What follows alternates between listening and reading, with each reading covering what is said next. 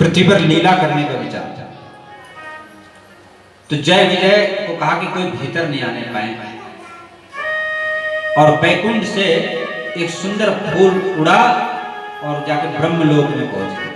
उसके सुगंध से जो सनकादिक मुनि हैं उनके मन में भगवान के दर्शन की इच्छा उत्पन्न हो गई। तो जैसे द्वार पर पहुंचे, द्वारपालों ने रोक दिया।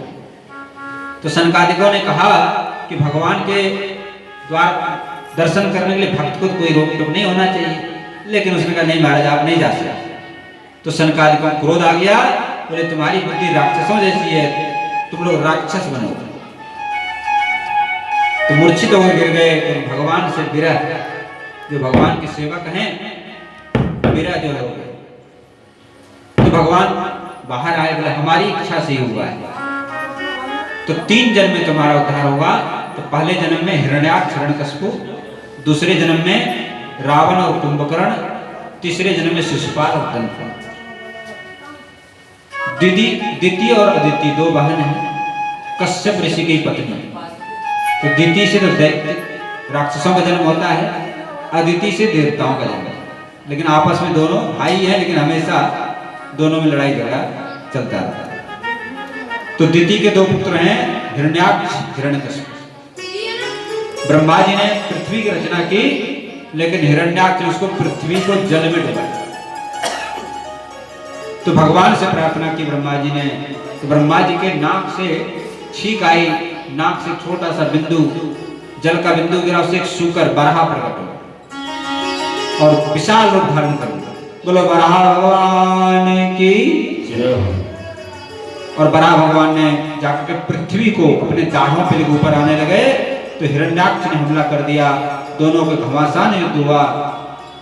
भगवान ने हिरण्याक्ष का वध कर दिया। इस तरह से पृथ्वी का भगवान ने उद्धार किया। और ब्रह्मा जी सृष्टि करने लगे। पहले मन से सृष्टि किया। सनकादिक 4 मुनि पैदा किए, नारद जी हुए और 9 ऋषि मन से प्रकट हुए, लेकिन सृष्टि नहीं आगे बढ़ा। तो ब्रह्मा जी स्वयं 2 रूपों में प्रकट हो गए, मनु और शत्रुपा। मनु शत्रुपा से ये मनुष्य सृष्टि पैदा हुआ। तो मनु शत्रुपा के 2 पुत्र हैं, प्रियव्रत और उत्तान, और 3 कन्या हैं, आकुति, देवहूति और प्रसूति। आकुति का रुचि प्रजापति से विवाह हुआ, देवहूति का कर्दम प्रजापति से, और प्रसूति का दक्ष से विवाह। कर्दम ऋषि ब्रह्मा जी के छाया से जन्म लिए। तो ब्रह्मा जी ने कर्दम ऋषि से कहा कि आप सृष्टि उत्पन्न करो। तो कर्दम ऋषि तपस्या करने लगे। 10,000 वर्षों तक तपस्या की, भगवान प्रकट हुए। बोलो भक्तवत्सल भगवान की जय। भगवान प्रकट हुए, स्तुति की कर्दम ऋषि ने और कहा प्रभु मैं आपसे वरदान मांगना चाहता हूं। वैसे तो हमको संसार का कोई वस्तु नहीं चाहिए, आपका दर्शन हो गया, लेकिन पिताजी ब्रह्मा की आज्ञा के कारण मैं एक पत्नी की इच्छा करा। भगवान की आंखों से आंसू आ गए। बोले देखो हमारी माया कितनी प्रबल है कि हमारा दर्शन कर लिया फिर भी स्त्री की चाहता। तो भगवान की आंखों से अश्रु ढलक गए, उससे बिंदु सरोवर हो गए। लेकिन कर्दम ऋषि ने कहा प्रभु हमको पत्नी नहीं चाहिए, हमको धर्म पत्नी चाहिए जो हमारे धर्म कार्यों में सहयोग करे। और इतने से काम नहीं चलेगा, आपको स्वयं मेरे पुत्र बन के आना पड़ेगा। तो देखो हमारे जो गृहस्थ होते थे भगवान को भी पुत्र बना लेते, लेकिन बिना तपस्या के काम नहीं होता। तपस्या करना पड़ता है जब भगवान होते हैं। तो भगवान ने एक मस्तु कहा, बोले ऐसा ही होगा। जो मनु की पुत्री देवहूति है वो बड़ी तपस्विनी है, राजमहल में रहती है, लेकिन हमेशा तपस्या करती। क्यों कि नारद जी ने उसको बचपन में ही बता दिया था कि तुम्हारे जो पति होंगे वो तपस्वी होंगे, इसलिए राजमहल में रहकर भी बचपन से ही तपस्या ही करते। क्योंकि पत्नी का धर्म है पति के अनुकूल है। तो अब इधर नारद जी ने बता दिया जाकर के राजा मनु से कि कर्दम ऋषि तपस्या से उपरत हो चुके हैं, आप अपनी कन्या को लेकर के आए। तो देवहूति को लेकर के मनु शत्रुपा दोनों गए कर्दम ऋषि के पास। कर्दम ऋषि ने अतिथि सत्कार किया, सबको बैठने के लिए आसन दिया, जलपान कराया और बोले कि आप लोग कैसे पधारे हैं, क्या क्या। तो मनु महाराज ने कहा मैं अपनी कन्या का विवाह आपके साथ करना चाहता हूं, और ये कन्या बड़ी सुशीला है, योग्य है, सुंदरी है, आपके लायक है, गृहस्थ कार्यों में निपुण है, आप इसको स्वीकार करें। तो कर्दम ऋषि ने कहा मैं विवाह तो करूंगा लेकिन उसके बाद संन्यास ग्रहण करूंगा। मनु महाराज ने कहा कि हम तो विवाह करने हैं और आप संन्यास की बात कर रहे हैं। देवहूति से पूछा कि बेटी देख लो, अब तुम्हारे पति तो संन्यास की बात कर रहे हैं, तुम्हारी इच्छा हो तो विवाह हो। तो देवहूति ने कहा कि जहां स्त्री की गति, नारी की गति पति ही गति होती है, जहां हमारे पति हुए हैं। तो विवाह संपन्न हुआ, लेकिन उसमें शर्त यह था कि एक पुत्र होने के बाद मैं संन्यास ले। लेकिन तत्काल पुत्र भी नहीं हुआ। 100 वर्षों तक तपस्या किया कर्दम ऋषि और वो सेवा करने लगी। 100 वर्ष के बाद जब उनका समाधि भंग हुआ, ये भी दीन दुर्बल हो गई थी, तो कर्दम ऋषि ने कहा कि देवी आप कौन हो, पहचान ही नहीं। तो देवहूति ने कहा मैं आपकी दासी हूं। तो बड़े प्रसन्न हो गए, बोले तुम्हारी सेवा से मैं प्रसन्न हूं, और अपनी तपस्या के बल से सुंदर रूप धारण किया है कर्दम ऋषि ने, और सुंदर विमान की रचना की। और देवहूति जी ने एक सरोवर में स्नान किया, सुंदरी बन गई, उनके साथ विहार किया विमान पर। 9 कन्या का जन्म। कन्या का जन्म होने के बाद कर्दम ऋषि बोले कि हम तो अब संन्यास लेंगे, लेकिन देवहूति ने चरण पकड़ दिया। बोले आपने तो ये कहा था कि एक पुत्र का जन्म हो जब संन्यास लेंगे, दूसरी इन कन्याओं का विवाह भी होना है, गृहस्थ का धर्म है। उसके बाद भगवान जो है देवहूति जी घर में आए और समय पर भगवान प्रकट हुए। बोलो कपिल देव भगवान की। मैया देवहूति लाला को पालने में झुला रही है, बड़ी बात्सल स्नेह कर रही है। उसी समय ब्रह्मा जी आए 9 ऋषियों को लेकर के, और 9 कन्याओं का विवाह उसके साथ। अत्रि के साथ अनसुईया का, वशिष्ठ जी के साथ अरुंधति का, इस तरह से 9 का विवाह किया है। और कर्दम ऋषि ने कहा भगवान कपिल देव जी की स्तुति की, वैसे तो आप भगवान हैं, पुत्र रूप में प्राप्त हो गए, लेकिन मैं अपने वचन के अनुसार अब संन्यास करूंगा। तो कर्दम ऋषि संन्यास लेकर के वन में चले गए, और इधर कपिल देव भगवान बड़े हो गए धीरे धीरे कर। एक दिन माता देवहूति कर्दम ऋषि के पास आई, बोले कि हमने सारा जीवन संसार के भोग विलास में बिता दिया और कभी उससे संतुष्टि नहीं। अब आप ऐसे कृपा करें, आप भगवान हैं, आज आप पुत्र रूप में नहीं मेरे गुरु रूप में हमको ज्ञान का उपदेश करें। मैं आपको गुरु के रूप में स्वीकार करती हूँ। कपिल देव भगवान ने 8 अध्याय में उपदेश दिया माता देवहूति को, किस तरह से जीव जन्म लेता है, गर्भ में किस प्रकार कष्ट सहता है, फिर संसार में माया के जाल में किस तरह से फंस जाता है, फिर मर जाता है, 84 लाख योनियों में घूमता है, अनेक तरह के कष्ट उठाता है बंधन में, और भगवान की भक्ति के द्वारा ही जीव प्रभु को प्राप्त करता है और आवागमन चक्र से मुक्त होता है। ये कपिल गीता का सार बताया गया आपको। वैसे तो 8 अध्याय है, उसको कहा जाए तो 8 दिन उसी में लग सकते हैं। तो सारांश बताया गया आपको, सार यही है भगवान की भक्ति। और माता अंत में भगवान ने कहा कि सबका सार है भगवान का नाम, और भगवान के भक्ति के बिना जीव चाहे कितने भी ऊंचे वर्ण का हो, ब्राह्मण ही क्यों ना हो, यदि भगवान की भक्ति से रहित है तो चंडाल से भी गया है, और यदि चंडाल भी है भगवान की भक्ति करता है तो ब्राह्मण से भी बढ़कर। अहोवत सपचतो गरियान यत जिह्वाग्रे वर्तते नाम तुभ्यं ते पुस्तपस्ते जुहुः सस्नुराया ब्रह्मानुचर गुणन्ति। और अंत में भगवान कपिल जी माता देवहूति को प्रणाम करते हैं परिक्रमा लगा करके, और वहां से गंगा सागर के लिए प्रस्थान करते हैं। इधर माता देवहूति भगवान की भक्ति में रम जाती हैं, दिन रात भगवान की भक्ति करती हैं, और उनका मन प्रभु को दर्शन करने के लिए छटपटाने लगता है। एक तो कपिल देव भगवान जो गुरु के रूप में हैं, पुत्र के रूप में हैं, उनका वियोग देखो, जो अच्छे लोग होते हैं संतों का वियोग बड़ा भारी पड़ता है। दुष्टों का मिलन दुखदाई, संतों का मिलन सुखदाई।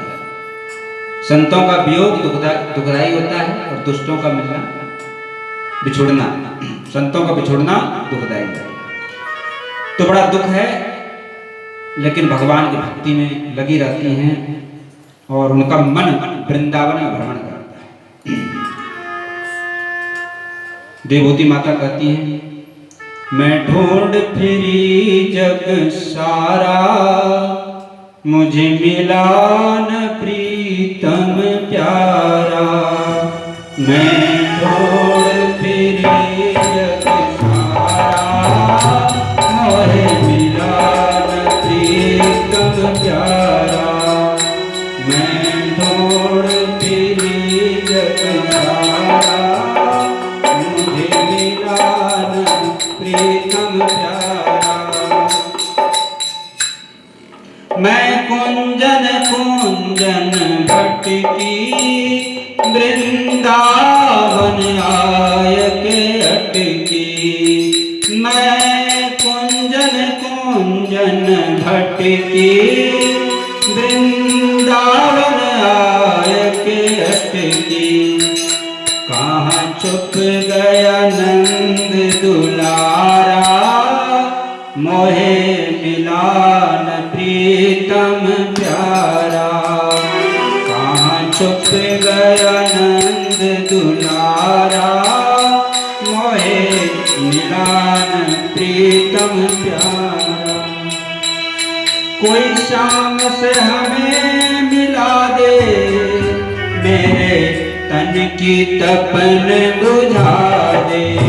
ओ कोई शाम से हमें मिला दे, मेरे मन की तपन बुझा दे। कोई शाम से हमें मिला दे, मेरे तन की तपन बुझा दे। ओ कोई शाम से हमें मिला दे, मेरे मन की तपन बुझा दे। मानो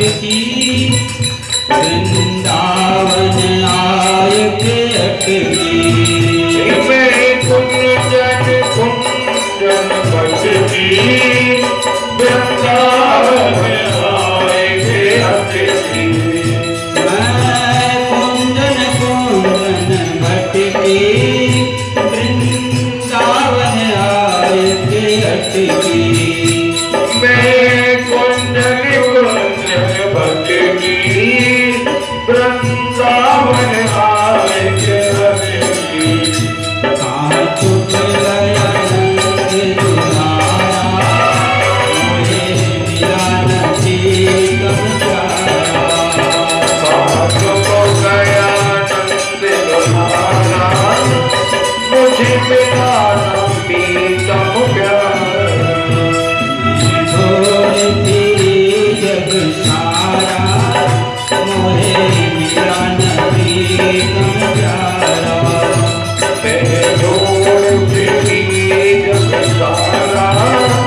मुझे मिला नहीं तब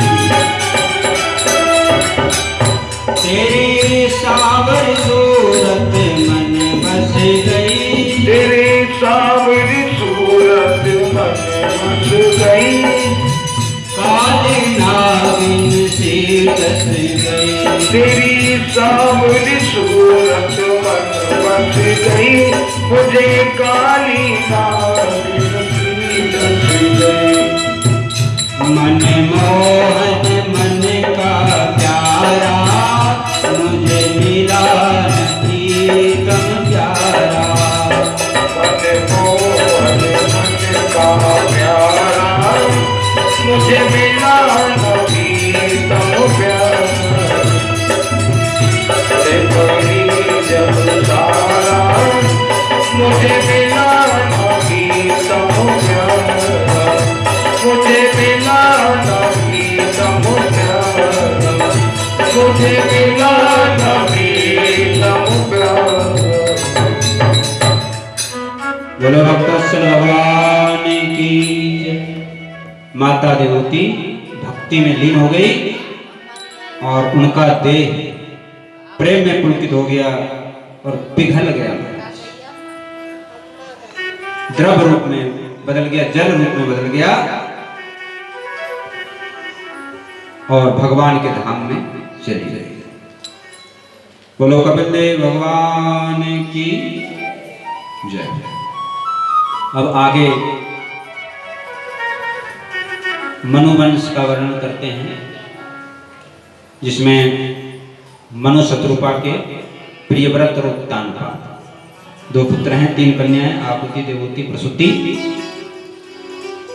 मनु ने अपनी पहली कन्या रुचि को प्रदान किया जिसे यज्ञ भगवान की उत्पत्ति। बोलो यज्ञ भगवान की जय। दूसरी देवहूति का चरित्र आपने सुना। तीसरी कन्या प्रसूति का विवाह दक्ष प्रजापति से हुआ।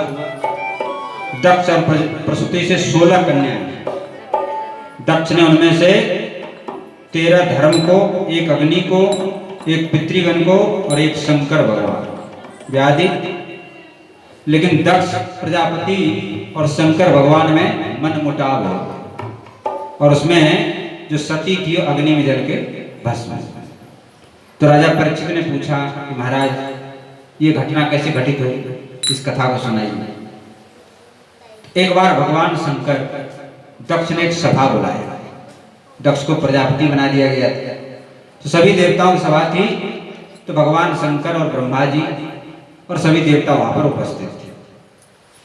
उसी समय दक्ष प्रजापति आए तो सब लोगों ने उठकर उनका सम्मान किया। लेकिन ब्रह्मा जी और शंकर जी बैठ गए।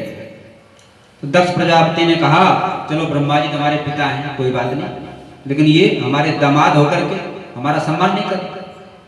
और भगवान शंकर को तो न सम्मान न अपमान हो, तो भगवान की भक्ति में डूबे रहते हैं। वो साक्षात भगवान है, ईश्वर है। लेकिन दक्ष अहंकारी था। उसने कहा कि मेरे इस दामाद ने मेरा अपमान किया, मेरे को ऐसा पता होता तो अपनी बेटी इसको नहीं देता। और भी उल्टा सीधा बकने लगा, श्मशान में रहने वाला। तो नंदीश्वर को सहन नहीं हुआ, उसने भी उठ करके तो वाद विवाद बढ़ने लगा। तो भगवान शंकर बोले अब यहाँ लड़ाई झगड़ा शुरू होगी, तो चलो भैया यहाँ से। सभी गणों को इकट्ठा किया, कैलाश वापस आ गए। लेकिन दक्ष का अहंकार नहीं मिटा। उसने जानबूझ करके यज्ञ का आयोजन किया और उसमें भगवान शंकर को निमंत्रण नहीं दिया। और भी जितने थे देवी देवता सबको निमंत्रण दिया, लेकिन भगवान शंकर को निमंत्रण नहीं दिया।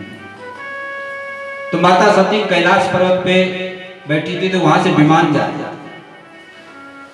भगवान शंकर अपने ध्यान में बैठे हुए थे। तो माता सती ने पूछा कि आप लोग कहाँ जा रहे हैं? बोले तुम्हारे पिता दक्ष के यहाँ बहुत बड़ा यज्ञ है और देखो तुमको निमंत्रण ही नहीं दिया। तो माता सती के मन में आ गई कि हम भी चले पिता के यहाँ यज्ञ का दर्शन करें, वहां सब बहन आएंगे तो बड़ा सुंदर अवसर है। तो भगवान शंकर के पास गई, बोले आप कहें तो मैं अपने पिता के घर हुआ। भगवान शंकर ने मना किया, बोले देखो वैसे पिता के घर में, गुरु के घर में बिना बुलाए भी जा सकते हैं, लेकिन जहाँ कोई विरोध मानता हो वहां नहीं जाना चाहिए, वहां जाने से कल्याण नहीं होता है। लेकिन सती जी तो हट पड़ गई, बोले नहीं नहीं मैं तो जाऊंगी। वो त्रिया हट प्रसिद्ध है महाराज, जो ठान ले वो कर ले। जब नहीं मानी तो भगवान शंकर ने नंदीश्वर और अपने गण दे दिए, साथ में चले गए। वहां जाकर के दक्ष ने सती से कुछ नहीं पूछा, बहन से मिली, हंसती मुस्कुरा, केवल मां ने सम्मान किया। अब जग में घूमने लगी, लेकिन भगवान शंकर का कोई भाग नहीं। तो बड़ी दुखी हो गई, बोले मेरे पिता ने हमारे स्वामी का अपमान किया है, तो मैं इस शरीर को नहीं रखूंगा। तो जग के कुंड में जल के भस्म। तो जो गण लोग गए थे उन्होंने विध्वंस करना शुरू कर दिया जग को, लेकिन एक भृगु ऋषि थे, उन्होंने रक्षा किया। यहाँ पर नारद जी ने समाचार दिया भगवान शंकर को ऐसे ऐसी दुर्घटना हो। तो भगवान शंकर ने जटा उखाड़ी, उसमें से वीरभद्र प्रकट हुआ और वीरभद्र को भेजा। वीरभद्र ने जग को विध्वंस कर दिया और दक्ष का गला काट के उसी कुंड में डाल दिया। अब ब्रह्मा जी सब देवता भगवान शंकर की स्तुति करने लगे कि प्रभु ये देवताओं का जगह, इसको आपकी कृपा हो तो संपन्न हो जाए। तो भगवान शंकर वहां पर आए, एक बकरा का मस्तक काट के उस पर जोड़ दिया। दक्ष के सिर पे बकरा का क्यों जोड़ा? वो हमेशा अहंकार में मैं, तो बकरा मैं करता है, फिर बकरा का सिर दक्ष को जीवित कर दिया और उस यज्ञ को पूर्ण किया। लेकिन सती जी ने ये वरदान मांगा, जन्म जन्म पर शिव पद मिला, मैं जहां भी जाऊं भगवान शंकर ही मेरे पति हैं। तो हिमाचल के घर में जाके जन्म लिया पार्वती के रूप में और कठोर तपस्या किया और भगवान शंकर को उन्होंने वर के रूप में ही प्राप्त किया। बोलो बाबा विश्वनाथ की। तो भगवान शंकर का सुंदर चरित्र जो है सुनाया जो है।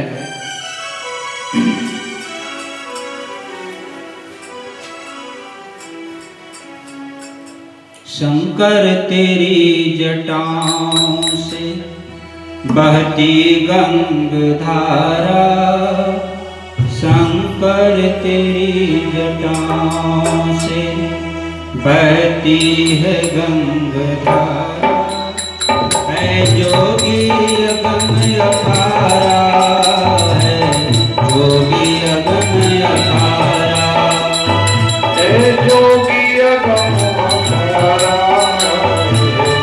जोगी अगम अपारा।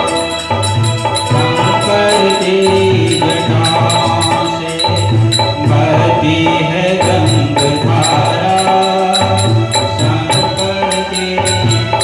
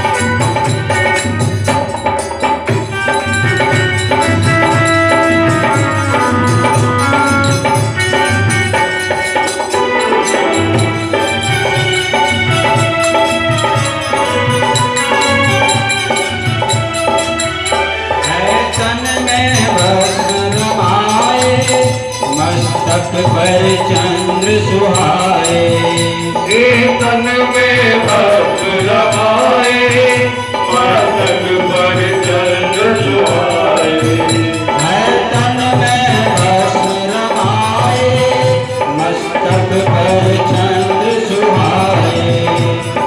तन में भस्म रमाए, मस्तक पर चंद्र सुहाए।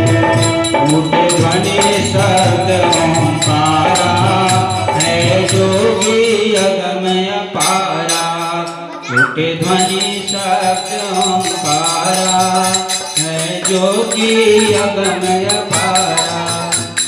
शंकर तेरी जटाओं से, शंकर तेरी जटाओं से बहती है गंगाधारा। शंकर तेरी जटाओं से बहती है गंगाधारा।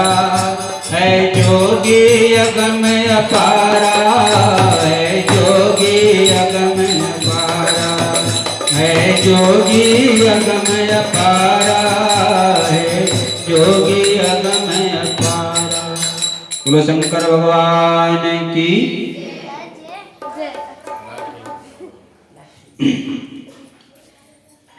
तो भगवान शंकर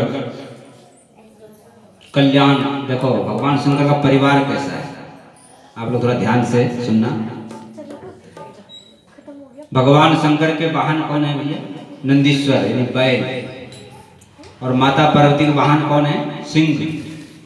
सिंह का आहार क्या है? बैल है। और भगवान कार्तिकेय जी के वाहन है मयूर, और गणेश जी के वाहन है मूषक, चूहा। और मोर का आहार जो है, और सांप और लटक रहे हैं भगवान शंकर के गले। तो सब विपरीत बातें हैं। और माता पार्वती अन्नपूर्णा हिमाचल राजा की पुत्री, और भगवान शंकर श्मशान में रहने वाले जटाजूटधारी। लेकिन फिर भी सत्यम शिवम सुंदरम, बड़ी शांति है उनके घर में, लड़ाई झगड़ा नहीं है। विषम परिस्थिति है, सब उल्टे हैं, लेकिन फिर भी आने आने। तो हम लोगों को भी घर में ऐसे ही रहना चाहिए, जैसे भगवान शंकर का परिवार है ऐसे हम लोगों को भी। देखो घर है तो सब तरह के लोग तो रहेंगे, सब तरह के अलग अलग बुद्धि के, अलग अलग विचार के, लेकिन सब में सामंजस्य करके चलना चाहिए। कोई कुछ कहे तो शांति से सुनो और प्यार से समझा दो। तो सामने वाला क्रोध में और आप भी गुस्से में आ जाओ, बात बढ़ेगी घटेगी।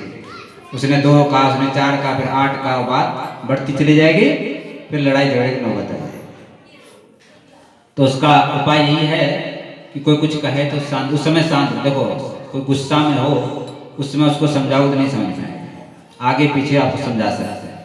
तो कोई गुस्सा में तो एक जने शांत हो जाए तो धीरे धीरे वो सामने वाला शांत हो जाए।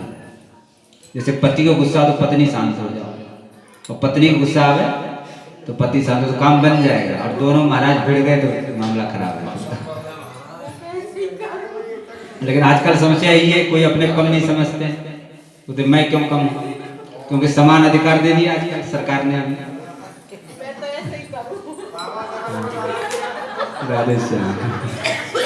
तो समान अधिकार का दुरुपयोग मत करो भैया। कहने का अर्थ ये बता रहे थे, परिवार में देखो भगवान की कथा तो हो रही है, लेकिन कुछ व्यवहारिक बातें भी बतानी चाहिए जिससे कि जीवन में लाभ हो। और कोई बाहर से नहीं बता रहे हैं, ये सारी कथा शास्त्रों में ही लिखी हुई है, कोई अलग से नहीं है। ये सब कथाएं हैं भागवत में, शिव पुराण में, महाभारत में, रामायण में, सब लिखी हुई है, अलग से नहीं बता रहे हैं आपको। लेकिन जो सामान्य जो इस समय समाज में स्थिति चल रही है उसको भी बताना पड़ता है। तो कथा में आने का तात्पर्य कुछ लाभ लेना चाहिए, कुछ जीवन में उतारना चाहिए, तब तो लाभ है। कथा सुन के गेट से बाहर गए, यही पल्ला झाड़ गए तो ज़्यादा लाभ नहीं होगा। तो कथा सुने तो कुछ उससे विचार करें घर में जाके, क्या कहा गया कथा में, फिर उसको जीवन में उतारें तो विशेष लाभ होगा। वैसे तो कथा में आने से ही लाभ होता है भाई, कथा में आएंगे सुनेंगे जब भी तो विचार करेंगे, जो आते ही नहीं तो सुनेंगे कहाँ से? तो ये तो बहुत बढ़िया बात है। आप लोग आ रहे हैं, लेकिन थोड़ा बहुत यदि आचरण में आ जाए तो सोने में सुहागा है, फिर तो और लाभ हो जाएगा ज़्यादा। तो परिवार में मिलजुल कर रहें, प्रेम से, शांति से, बड़े छोटों को प्यार करें, स्नेह दें, छोटे बड़ों का सम्मान करें। और देखो जो बड़े लोग होते हैं ना, उसी छोटे से, यदि आप स्वयं गाली गलौज कर रहे हो, लड़ाई झगड़ा कर रहे हो, तो बच्चे भी वही काम करेंगे। तो पहले आपको अपना सुधार करना पड़ेगा। जब बालकों से आप कुछ मतलब चाहते हैं कि बालक हमारा सुधरे, बढ़िया बने, तो पहले आपको सुधरना पड़ेगा। माता पिता ही प्रथम गुरु हैं बाल बाल। और साधु संत तो रोज थोड़े आपके यहाँ आ रहे हैं, 6-7 दिन कथा है बता रहे हैं, लेकिन आपको घर की व्यवस्था आपको संभालना है, अपने बच्चों को आपको संभालना है, आपको शिक्षा देना पड़ेगा बच्चों। आप ही संभाल सकते हो, आप ही बिगाड़ सकते हो, आपके हाथ में है बच्चों को बनाना और बिगाड़ना। उसमें भी माँ, देखो पिता तो बेचारे घर काम धंधे डोलते रहते हैं, मोटरसाइकिल लेके इधर उधर अपने काम में, लेकिन माँ जो है घर में रहती है, तो माँ का कर्तव्य होता है बच्चों को संभालना, उसको अच्छे संस्कार देना। आजकल शिक्षा तो लोग दे रहे हैं, लेकिन संस्कार नहीं। शिक्षा तो खुद दे रहे हैं, बढ़िया पढ़ाई लिखाई, बढ़िया सूट बूट, बढ़िया स्कूल में पढ़ाते हैं, लेकिन संस्कार नहीं दिए जाते। स्कूलों में आजकल संस्कार नहीं दिए जाते, तो परिणाम क्या होता है? संस्कारहीन हो जाते हैं। आजकल खूब बड़े बड़े हो जाते हैं, न माता पिता का सम्मान करते हैं, न माता पिता को प्रणाम करते हैं, न साधु संतों को प्रणाम करते हैं। सीधे लठ जैसे खड़ा होता है वैसे खड़े रहते हैं, न हाथ जोड़ते हैं, न सीताराम, न राधे श्याम। और आजकल एक प्रथा और चल रही है, छूना भी घोटू पर एक हाथ से। ये भी बात आपको बता देते हैं, एक हाथ से प्रणाम करने से पुण्य नष्ट हो जाता है। उससे अच्छा क्यों एक हाथ से कर रहे हो? झुका नहीं जाता तो दोनों हाथ जोड़ दो, इतने से काम चल जाएगा। लेकिन एक हाथ से जो घुटने प्रणाम करते हैं वो अच्छा है। और आजकल ये प्रथा चल गई महाराज, एक हाथ से घोटू पे हाथ रख देना, नीचे नहीं, घोटू। तो ज्यादा उत्तम प्रथा नहीं है। झुका नहीं जाता, हाथ जोड़ दो, हाथ जोड़ दो, राम राम बोलो, जय श्री कृष्ण बोलो, जो बोलो। तो संस्कार भी देना चाहिए बच्चों में। नहीं तो होता क्या है, संस्कारहीन बच्चे पढ़ाई लिखाई कर लेते हैं, नौकरी भी लग जाती है, अच्छे पैसे की भी कमाई कर लेते हैं, लेकिन गलत संगति में पढ़ करके ड्रिंकिंग जो आजकल चल रहा है, पानी की तरफ पीते हैं लोग, दारू शराब जिसको मदिरा पान, जुआ, गलत काम करते हैं, नशा आने की तरफ करते हैं। तो जो कमाते हैं सब उसी में फूक देते हैं। और पत्नी आ गई तो मैया बाप को छोड़ देते हैं अपने कलकत्ता बम्बई। माँ बाप मरो या जियो कोई मतलब नहीं। जिस माँ बाप ने खून पसीना एक करके कमाया, बेटे को पढ़ाया लिखाया, उसी माँ बाप को भूल जाते, तो उसमें उनका दोष नहीं है, संस्कार आपने दिया। और आजकल वातावरण ही ऐसा हो रहा है, माँ बाप का भी दोष किसको बताया जाए, दोषी इस वातावरण ही कुछ ऐसा चल रहा है। कहते हैं कुआं में ही भांग पड़ा है, तो किसको समझाया जाए, किसको बुझाया जाए। अभी आप लोगों ने कपिल देव भगवान का चरित्र सुना। गुरु से ही जीव की मुक्ति होती है। बिनु गुरु भवनिधि, बिनु गुरु भवनिधि तरई न कोई, जौ बिरंची शंकर सम होई। बिना गुरु के जीव का कल्याण नहीं होता है। और गुरु को पहचानना बड़ा कठिन है महाराज। साधु संतों को पहचानना बड़ा कठिन है। तो बाहरी वेशभूषा से, रूप रेखा से आप संतों को, महात्माओं को, गुरु को नहीं पहचान सकते, क्योंकि संत लोग बड़े विचित्र होते हैं, अनेक रूप में, अनेक वेशभूषा में रहते हैं, तो बाहरी रूपों से उनका पता नहीं चलता है। तो फिर आप गुरु की खोज कैसे करें? तो गुरु खोजने से नहीं मिलते हैं, अपने आप में। भगवान की जब कृपा होती है जब ही गुरु मिलते हैं। जब आपके अंदर भक्ति मार्ग में चलने की इच्छा हो, अच्छे मार्ग में चलने की इच्छा होगी, तो भगवान ही प्रेरणा करके किसी संत को भेज देंगे और आपके लिए गुरु रूप में आएंगे। तो गुरु खोजने की जरूरत नहीं है, आप भक्ति करो, भगवान से प्रार्थना करो, तो आपको सच्चे गुरु मिल जाएंगे। तो गुरु और ईश्वर दोनों एक ही तत्व, दोनों में कोई अंतर नहीं। जिसको भूख लगता है महाराज जब तो भोजन करते हैं, तो इसी तरह से जब भूख लग जाए, जिसको भूख लग जाती है उनको मिल जाता है। गुरु शब्द का अर्थ क्या है? गु का अर्थ होता है अंधकार और रू का अर्थ होता है प्रकाश। जो जीव को अंधकार से प्रकाश की ओर ले जाए उसका नाम है गुरु। गुरु भी अनेक प्रकार का, एक तो जो विवाह शादी आदि कराते हैं कुल पुरोहित बोलते हैं उसे, वो भी गुरु है। अध्यापक है जो स्कूल में पढ़ाते हैं वो भी गुरु है। किसी चीज को बतावे, हारमोनियम सिखाते हैं हारमोनियम के गुरु, ढोलक सिखावे ढोलक के गुरु, अनेक गुरु हैं। लेकिन सदगुरु कौन है? सदगुरु वो हैं जो इस संसार माया से निकाल के जीव को भगवान बना रहा है।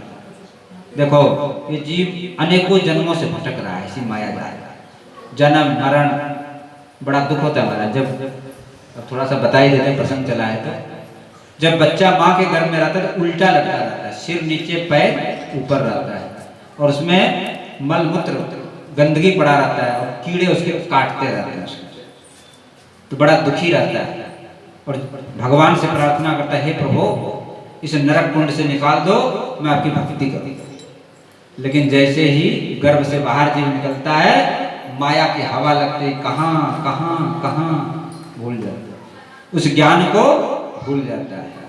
फिर सबसे पहले माँ को पहचानती है माँ, फिर माँ कहती है कि तुम्हारा पिता है पापा, पापा है वो पापा, ये पापा हो गए, फिर अम्मा हो गई। धीरे धीरे वो माया का जो जाल है बढ़ता चला जाता है, फिर विवाह हो जाता है, ससुराल पहुंच गए और महाराज बहुत पूरा मकड़ी का जाला है, उसी में जीव फंसा रहता है और अंत में मर जाता है। पुनरपि जन्मं पुनरपि मरणं पुनरपि जननी जठरे शयनं, पुनरपि जन्मं पुनरपि मरणं पुनरपि जननी जठरे शयनं, भज गोविंदं गोविंदम भज मूढ़मते। तो बार बार जन्म मरण का चक्कर कैसे छूटता है महाराज? गुरुदेव की कृपा से। जो सच्चे संत होते हैं वो जीव को भगवान बनाते। देखो आपको धन दे दिया जाए, पुत्र दे दिया जाए, पुत्र सब दे दिया जाए, लेकिन वो माया में फंसा होगा। जो सच्चे संत होते हैं माया नहीं देते, वो तो भगवान बनाते। और भगवान देखो सब कुछ कर लिया आपने, लेकिन भगवान को प्राप्त नहीं किया तो कुछ भी नहीं किया, जीरो बैलेंस। बहुत बड़े वैज्ञानिक बन जाओ, बहुत बड़े धनी बन जाओ, समाज में आपका बड़ा सम्मान हो, सब कुछ हो जाए, लेकिन भक्ति के बिना भक्ति बिना सब जीव दुखारी, सभी जीव दुखी हैं। तो सदगुरु ही जीव को उद्धार करता है। सहजो बाई एक संत हुए राजस्थान में, उन्होंने तो यहाँ तक कह दिया कि हे प्रभु हे भगवान आपका उपकार नहीं जीव पे, फिर किसका उपकार? सदगुरु का उपकार। क्यों? कि भगवान ने तो माया रच के उसमें फंसा दिया और सदगुरु माया से निकाल करके जीव को भगवान के पास पहुंचा। सदगुरु पिता के भी समान है। पिता के समान कैसे है? जैसे कन्या पिता के घर में पलती है और जब बड़ी हो जाती है तो फिर उनका विवाह कर दिया। इसी तरह से ये जितने भी संसार में जीव हैं ये सब कन्या के समान है। उनके स्वामी असली पति कौन है? भगवान। तो गुरु शिष्य को योग्य बना करके और भगवान रूपी स्वामी के हाथ में सौंप। गुरु माँ के भी समान। जैसे बच्चा को भूख लगता है, रोने लगता है बच्चा, तो माँ क्या करती है? दूध पिलाती है। अथवा बच्चा सांप आ रहा है, डर गया, लेकिन माँ गोद में उठा लेती तो बच्चा निर्भय होता है। इसी तरह से भगवान के शरण में, भगवान के गोद में जीव को दे देते हैं गुरु भगवान, सदगुरु भगवान। गुरु को पहचानना तो कठिन है, लेकिन सामान्य पहचान क्या है उसके बारे में बताते हैं कि जो निष्प्रिय हों, निस्वार्थी हों, स्वयं भक्ति भजन में लगे हों और दूसरों को भी लगाते हैं, वो हैं सच्चे गुरु, जिनका जीवन उत्तम हो, आचरण उत्तम हो। और एक विशेष बात और समझ लो आप, गुरु भले ही अयोग्य हो, लेकिन यदि आपकी सच्ची श्रद्धा है आपका कल्याण हो जाएगा। इस विषय में एक छोटी सी कथा सुनाते हैं। एक जो है वैराग्यवती नाम की एक राजकुमारी थी, तो राजा की लड़की थी, लेकिन भजन में बड़ा मन था उसका, और उसने विवाह नहीं किया, बोले मैं तो भजन ही करूँगा। तो राजा ने उनके लिए अलग से महल बनवा दिया और उसमें सुंदर ठाकुर जी की मूर्ति विराजमान कर दी, राग भोग की व्यवस्था कर दी, बड़ा लाड़ चाव करती, बढ़िया सजाती ठाकुर जी को, बढ़िया बढ़िया भोजन बना करके भोग लगाती थी, और स्वयं भी सज धज के रहती थी राजकुमारी। तो एक चोर देवता घूम रहे थे और उस समय वो गुनगुना रही थी, उसने अभी गुरु नहीं बनाया था, तो गुनगुना रही थी, बिन गुरु भव निधि तरैन कोई, जो बिरंज शंकर सम होय। बिना गुरु का उद्धार नहीं। चोर ने सोचा अच्छा अवसर है, यदि राजकुमारी गहने हाथ पड़ जाए ना, माला माल हो जाए। तो नकली साधु का वेश बना लिया, दाढ़ी उड़ी बढ़ा करके, तिलक चंदन लगा के, सीताराम सीताराम। तो राजकुमारी ने कहा महाराज आओ बैठो। बोले बेटी प्यास लग रही। बोले महाराज पानी पियो। तो बोले ऐसे नहीं पियेंगे पानी। बोले क्यों महाराज? बोले तुमने गुरु बनाया? बोले नहीं बनाया महाराज। बोले बिना निगुरे के हाथ के पानी नहीं पीते आप? बोले महाराज आप संत भगवान स्वयं ही आ गए, भगवान ने आपको भेज दिया है, आप ही हमारे गुरु बन जाओ। बोले ऐसे नहीं, वहाँ जंगल में ले चलते हैं, वहाँ पर बनाएंगे एकांत। ले गए, बोले सारे गहने उतार दिया, और एक पेड़ में महाराज राजकुमारी को बांध दिया, और बोले कि मैं जब तक मैं लौट करके नहीं खोलूं तब तक खुलवाना मत किसी से। और महाराज जितना भी जेवर गहना था लेकर के भाग गए, चोर ही है। अब राजा ने देखा कि राजकुमारी नहीं है, चारों तरफ सेना भेजा, खोज करवाया, तो देखा कि पेड़ में बंधी। तो राजा स्वयं गए, बोले बेटी ये क्या है? बोले हमारे गुरुजी बांध गए हैं। बोले बेटी मैं खोल दूं? बोले नहीं नहीं, हमारे गुरुजी खोलेंगे। 3 दिन और 3 रात बंधी रही, भगवान का सिंहासन। भगवान ने कहा देखो मर गई ना, हमारा नाम बदनाम हो जाएगा, क्योंकि इसकी निष्ठा है। तो गुरु के रूप में भगवान ही भीतर से काम करते हैं, शक्ति देते हैं। तो भगवान ने नारद जी को भेजा कि नारद जी जाइए, उनको बंधन मुक्त करो। तो नारद जी आए। नारद जी ने कहा मैं देव ऋषि नारद जी हूँ, और भगवान ने भेजा है तुमको बंधन मुक्त करने का। तो हाथ जोड़ के प्रणाम किया कि आप देव ऋषि नारद जी हैं, आपको मैं बार बार प्रणाम करती हूँ, लेकिन आप क्षमा करें, हमारे गुरु जी ही बंधन खोलेंगे, आप क्षमा करें। नारद जी ने जाकर भगवान से कहा, तो भगवान बोले भैया तो हमको ही चलना पड़ेगा। स्वयं भगवान आए और बोले बेटी देखो भगवान के दर्शन का फल होता है मुक्ति, बंधन से मुक्ति। तो मेरा दर्शन हो गया, अब तुमको बंधन मुक्त कर दो। तो राजकुमारी का नहीं मारा, हमारे गुरुजी आएंगे वो खोलेंगे। भगवान बोले गुरुजी नहीं तुम्हारे, तो चोर थे। बोले महाराज कोई भी, हमने तुमको गुरु माना है तो हमारे लिए तो गुरु है, चाहे वो कैसे भी। तो भगवान बोले भाई इसकी भक्ति तो पक्का है, निष्ठा पक्की है, एक काम करो नारद जी उस चोर को लाओ बुला। तो गए, चोर कहीं दूसरे जगह लग रहे थे। तो नारद जी ने कहा चलो, भगवान ने बुलाया, बेचारा कांपने लगा, कहीं हमारा जाने का समय तो नहीं हो गया। बोले चलो, आए, बोले बंधन खोलो, खोल दिया। तो राजकुमारी ने पहले गुरु जी को प्रणाम किया, उसके बाद भगवान। गुरु गोविंद दोनों खड़े, काको लागो पान, बलिहारी गुरुदेव की, जिन्हें गोविंद दियो लखान। बताए दिखाए अनेक तरह से होता है। इस तरह से गुरु जी बोलेंगे। बोलिए गुरुदेव भगवान, कुछ न बिगड़ेगा तुम्हारा गुरु शरण आने के बाद, कुछ न बिगड़ेगा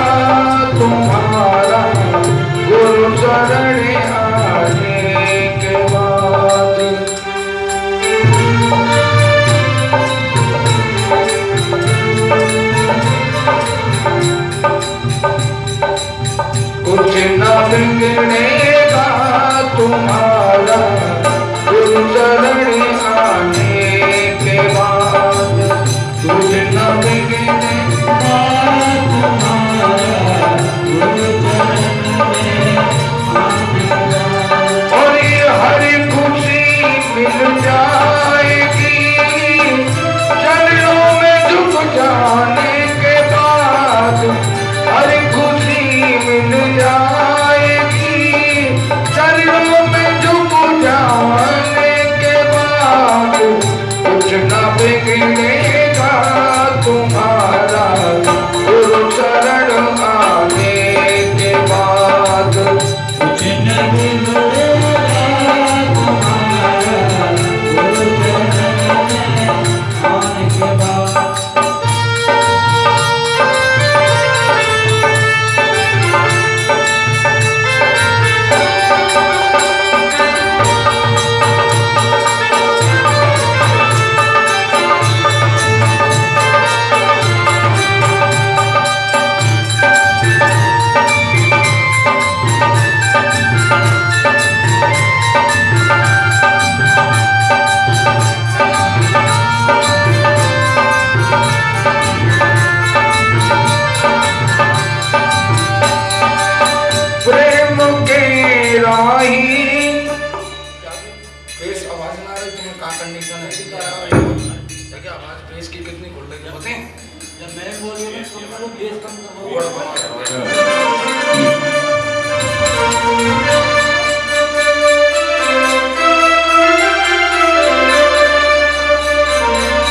प्रेम के मंजिल के राही कष्ट पाते हैं जरूर।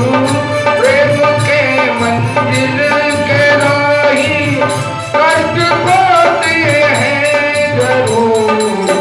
बीज फलता है सदा, बीज फलता है सदा मिट्टी में मिल जाने के बाद। कुछ न बिगड़ेगा तुम्हारा गुरु शरण आने के बाद।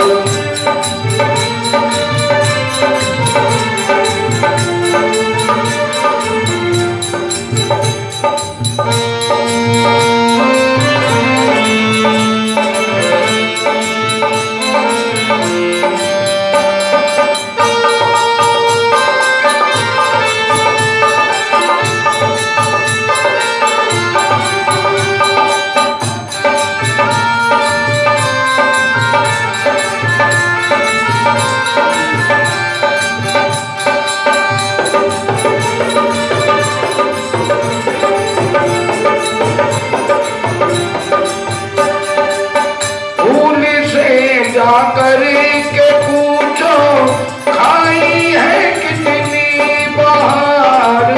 फूल से जाकर के पूछो छाई है कितनी बहार।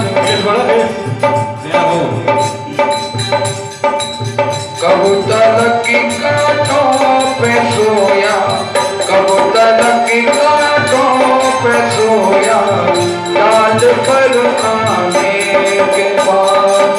कुछ न बिगड़ेगा तुम्हारा गुरु की शरण आने के बाद। बोलो गुरुदेव भगवान की जय।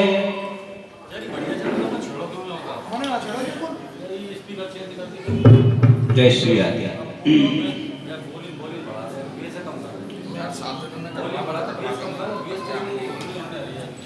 आप लोग कथा ध्यान दीजिए।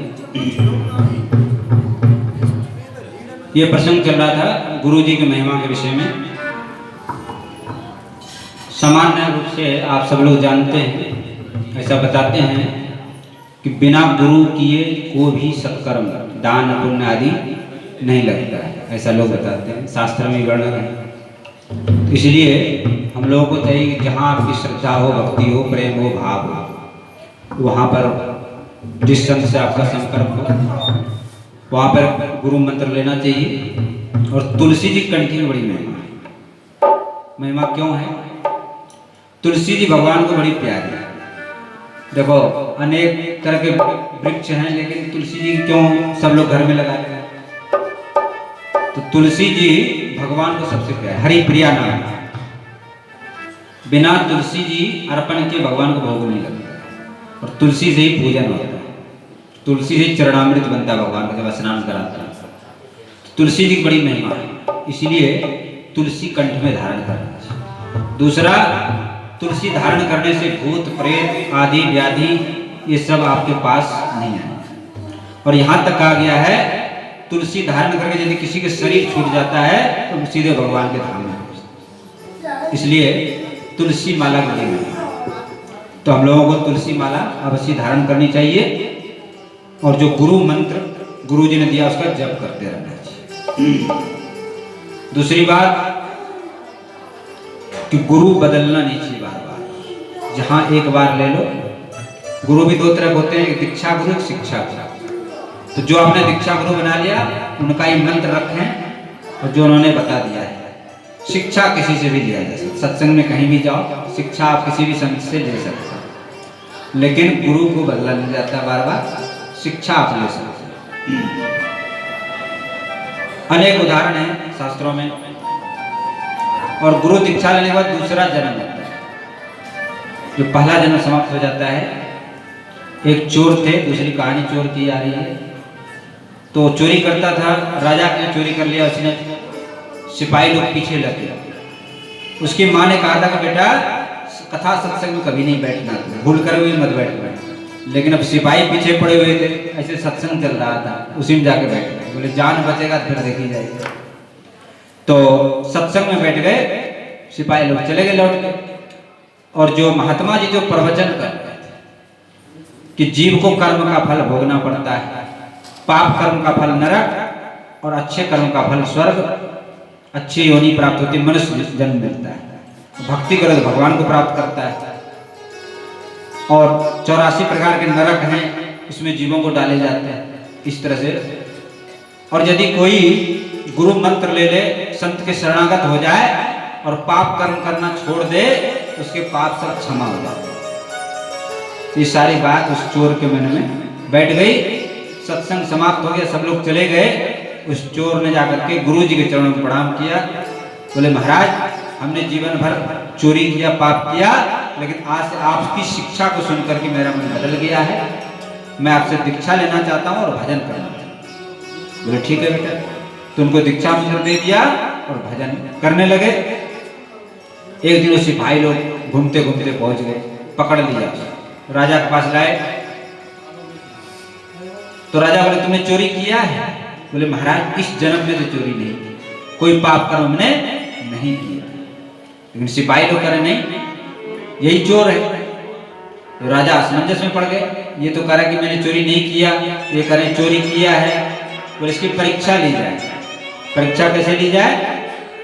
एक गोला था, लोहे का गोला, उसको अग्नि में गर्म कर दिया, लाल कर दिया, और इसके हाथ पे रख दिया। यदि झूठ बोल रहा होगा तो हाथ जल जाएगा, और सही बोल रहा होगा हाथ नहीं जलेगा। तो रख दिया, हाथ नहीं जला।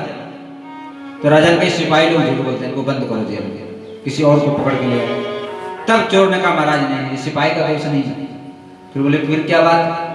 बोले मैंने पहले जन्म में किया था, लेकिन अब गुरु दीक्षा लेने के बाद हमारा दूसरा जन्म है। तो राजा ने भी उसी महात्मा जी के पास जाकर दीक्षा मंत्र लिया, वो भी भजन करने लगे। ऐसे अनेक चरित्र हैं। एकलव्य की घटना आप लोगों ने सुनी होगी। द्रोणाचार्य ने मना कर दिया कि हम तो केवल राजकुमारों को शिक्षा देते हैं। तो एकलव्य ने जाके जंगल में मूर्ति बना ली द्रोणाचार्य की, और उनको प्रणाम करके धनुष बाण चलाने लगे। एक दिन द्रोणाचार्य शिष्यों के साथ गए वहां पर। तो जाकर के एक कुत्ता भी साथ में था। तो उस भील कुमार को देख करके भौंकने लगा कुत्ता। तो उसने बाण चलाया, उसके मुंह भर दिया बाणों से, लेकिन खून का एक बूंद नहीं आया। तो द्रोणाचार्य ने ये तो बड़ा विलक्षण धनुषधारी है। पूछा किसके शिष्य हो? बोले गुरु द्रोणाचार्य के शिष्य। बोले मैंने शिष्य नहीं बनाया। बोले आपकी मूर्ति है ना। लेकिन द्रोणाचार्य ने अर्जुन को कहा था कि मैं तुमको सबसे बड़ा धनुषधारी बनाऊंगा। बोले गुरु दक्षिणा दे दो। बोले महाराज मांगो, हम उठाई कटवा दें। बिना अंगूठा के धनुष्मान नहीं चलता है। तो भले धनुषधारी नहीं बन पाए, लेकिन गुरु भक्ति में एकलव्य का नाम आज भी लिया। तो कहने का अर्थ यह था कि गुरु की कृपा से यदि आपका भाव है, आपकी श्रद्धा है, तो आपका काम बन जाए। तो बड़े भाग से गुरुदेव भगवान की प्राप्ति होती है। आप लोग गुरुदेव के शरण में जाएं और उनसे मंत्र लें। बड़े भाग से गुरुदेव का दर्शन होता है।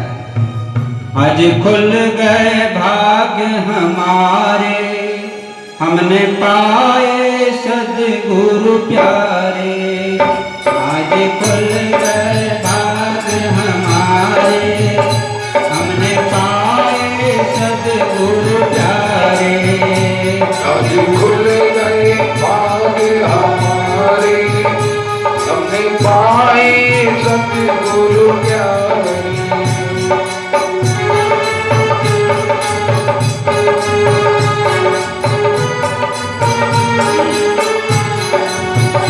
हमने पाए सद्गुरु प्यारे, हमने पाए सद्गुरु प्यारे।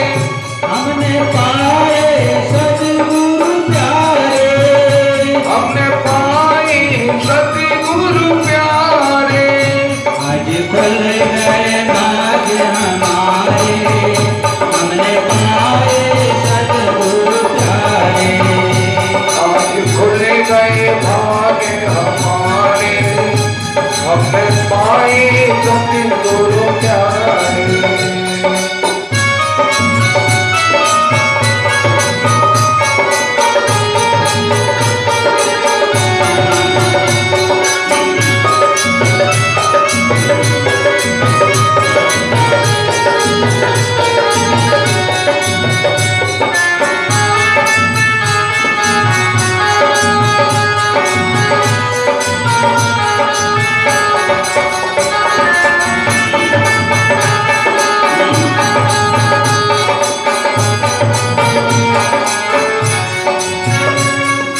मन में बसा है प्यारा नाम, मन में बसा है प्यारा नाम। मन में बसा है प्यारा नाम। ओ मन में बसा है प्यारा नाम। सद्गुरु प्यारे तेरा नाम। ओ सद्गुरु प्यारे तेरा नाम। सद्गुरु प्यारे तेरा नाम। ओ सद्गुरु प्यारे तेरा नाम। आज खुल गए भाग्य हमारे, हमने पाए सद्गुरु प्यारे। आज खुल गए भाग्य हमारे, मैंने पाए सद्गुरु प्यारे।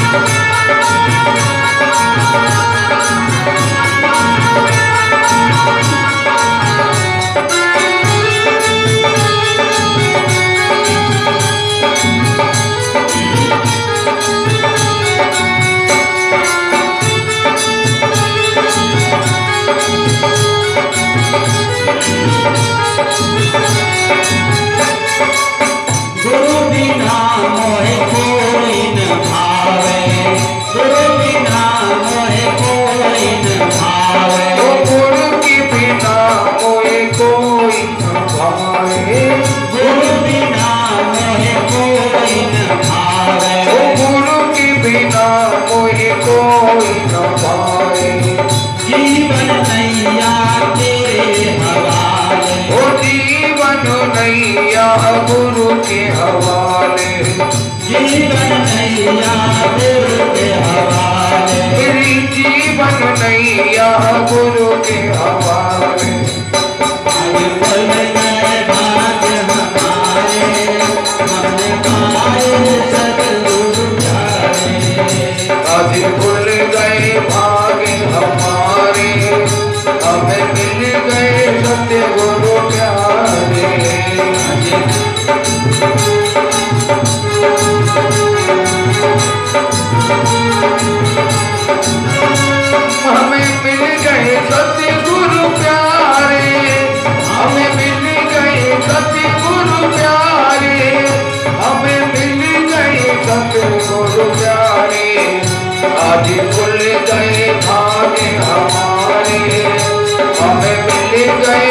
सतगुरु प्यारे, हमें भूल गए भाग्य हमारे, हमें मिल गए सतगुरु प्यारे, हमें मिल गए सतगुरु प्यारे, हमें मिल गए सतगुरु प्यारे।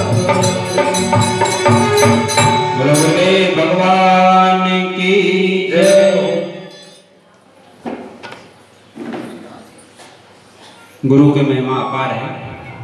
कबीरदास जी महाराज ने कहा कि 7 समुद्र की स्याही बना दो और जितने वृक्ष हैं सबको कलम बना दो, फिर भी गुरु का गुण लिखा नहीं जा सकता। तो इसलिए जितना बताया जाए उतना ही कम है।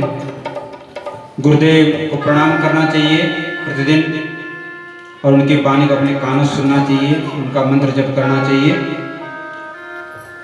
गुरुदेव का चित्रपट अपने पास रखें और उनका पूजन करें, ध्यान करें और जो रास्ता उन्होंने बताया है उस पर चलते रहें। सामान्य रूप से लोग क्या करते हैं, गुरु तो बना लेते हैं, फिर गुरु पूर्णिमा के दिन चले जाते हैं।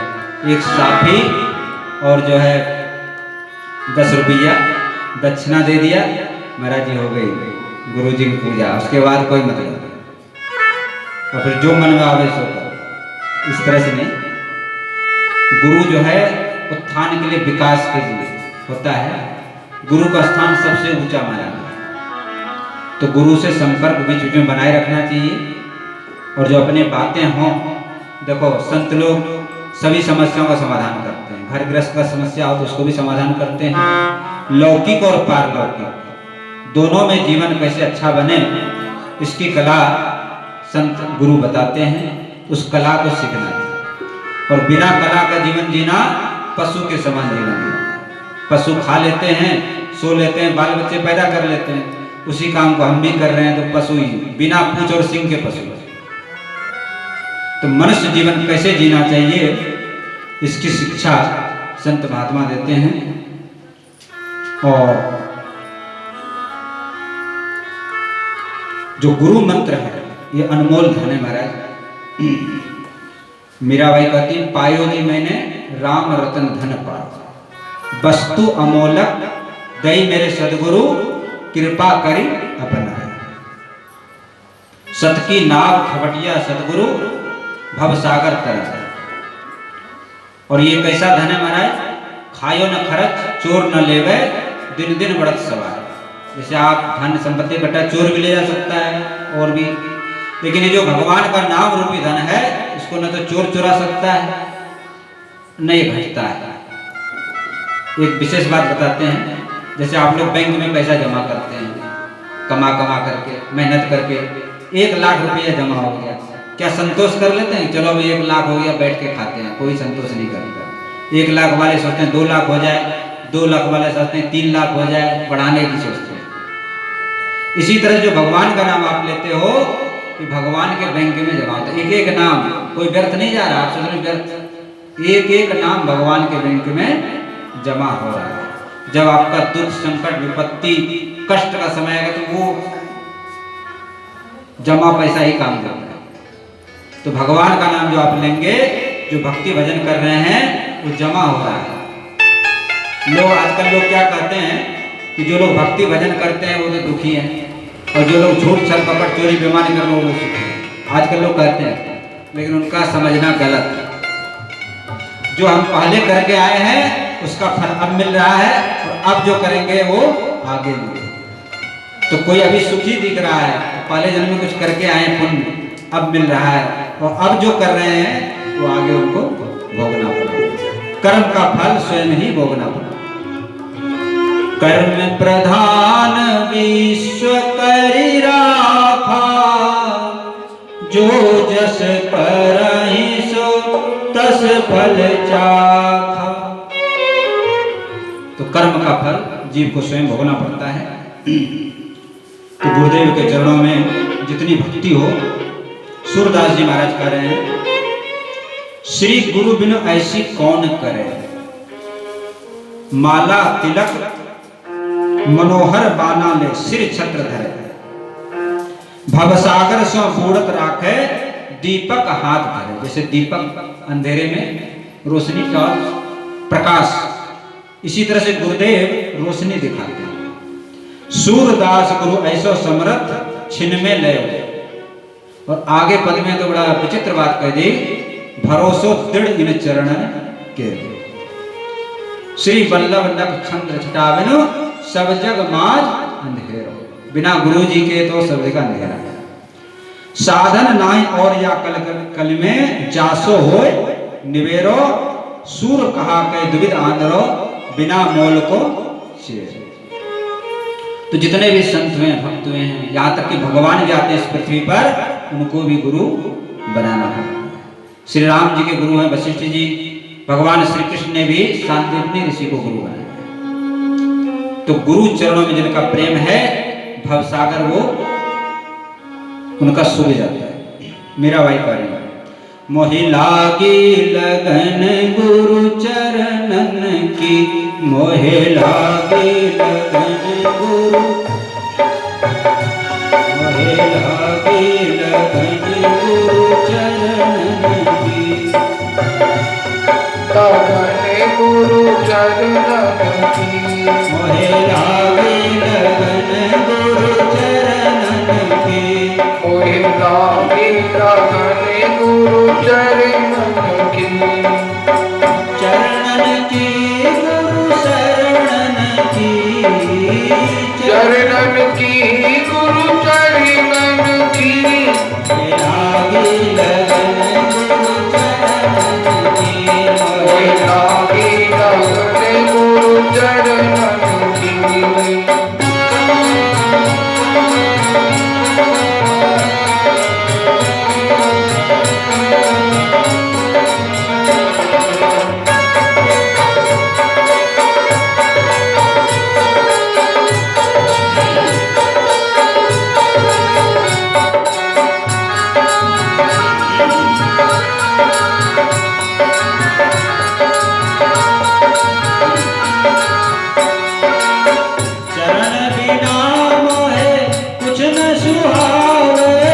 चरण बिना मुझे कुछ न सुहावे। कुछ न सुहावे मुझे, कुछ न सुहावे। कुछ न सुहावे मुझे, कुछ न सुहावे। चरण बिना मुझे कुछ न सुहावे। चरण बिना मुझे कुछ न सुहावे। जग माया सब सपनन की, मोहे लागी लगन गुरु चरणन की। मोहि लागी लगन गुरु चरणन की। मोहि लागी लगन गुरु चरणन की।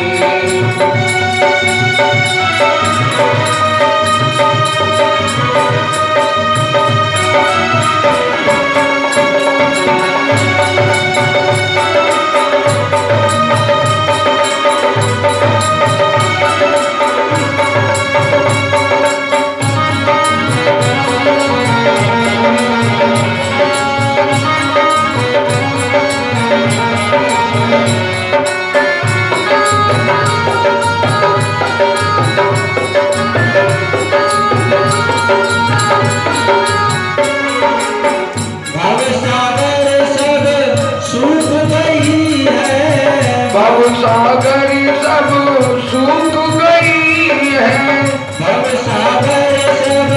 सूख गई है। भवसागर अब सूख गई है। फिकर नहीं मोहे चरणन की, मोहे लागी लगन गुरु चरणन की। मोहि लागी लगन गुरु चरणन की।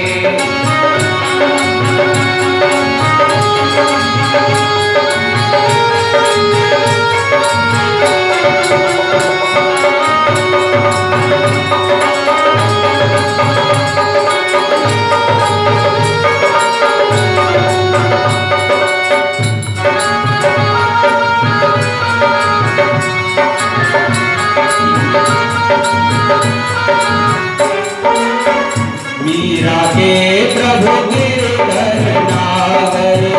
मीरा के प्रभु गिरधर नागर। मीरा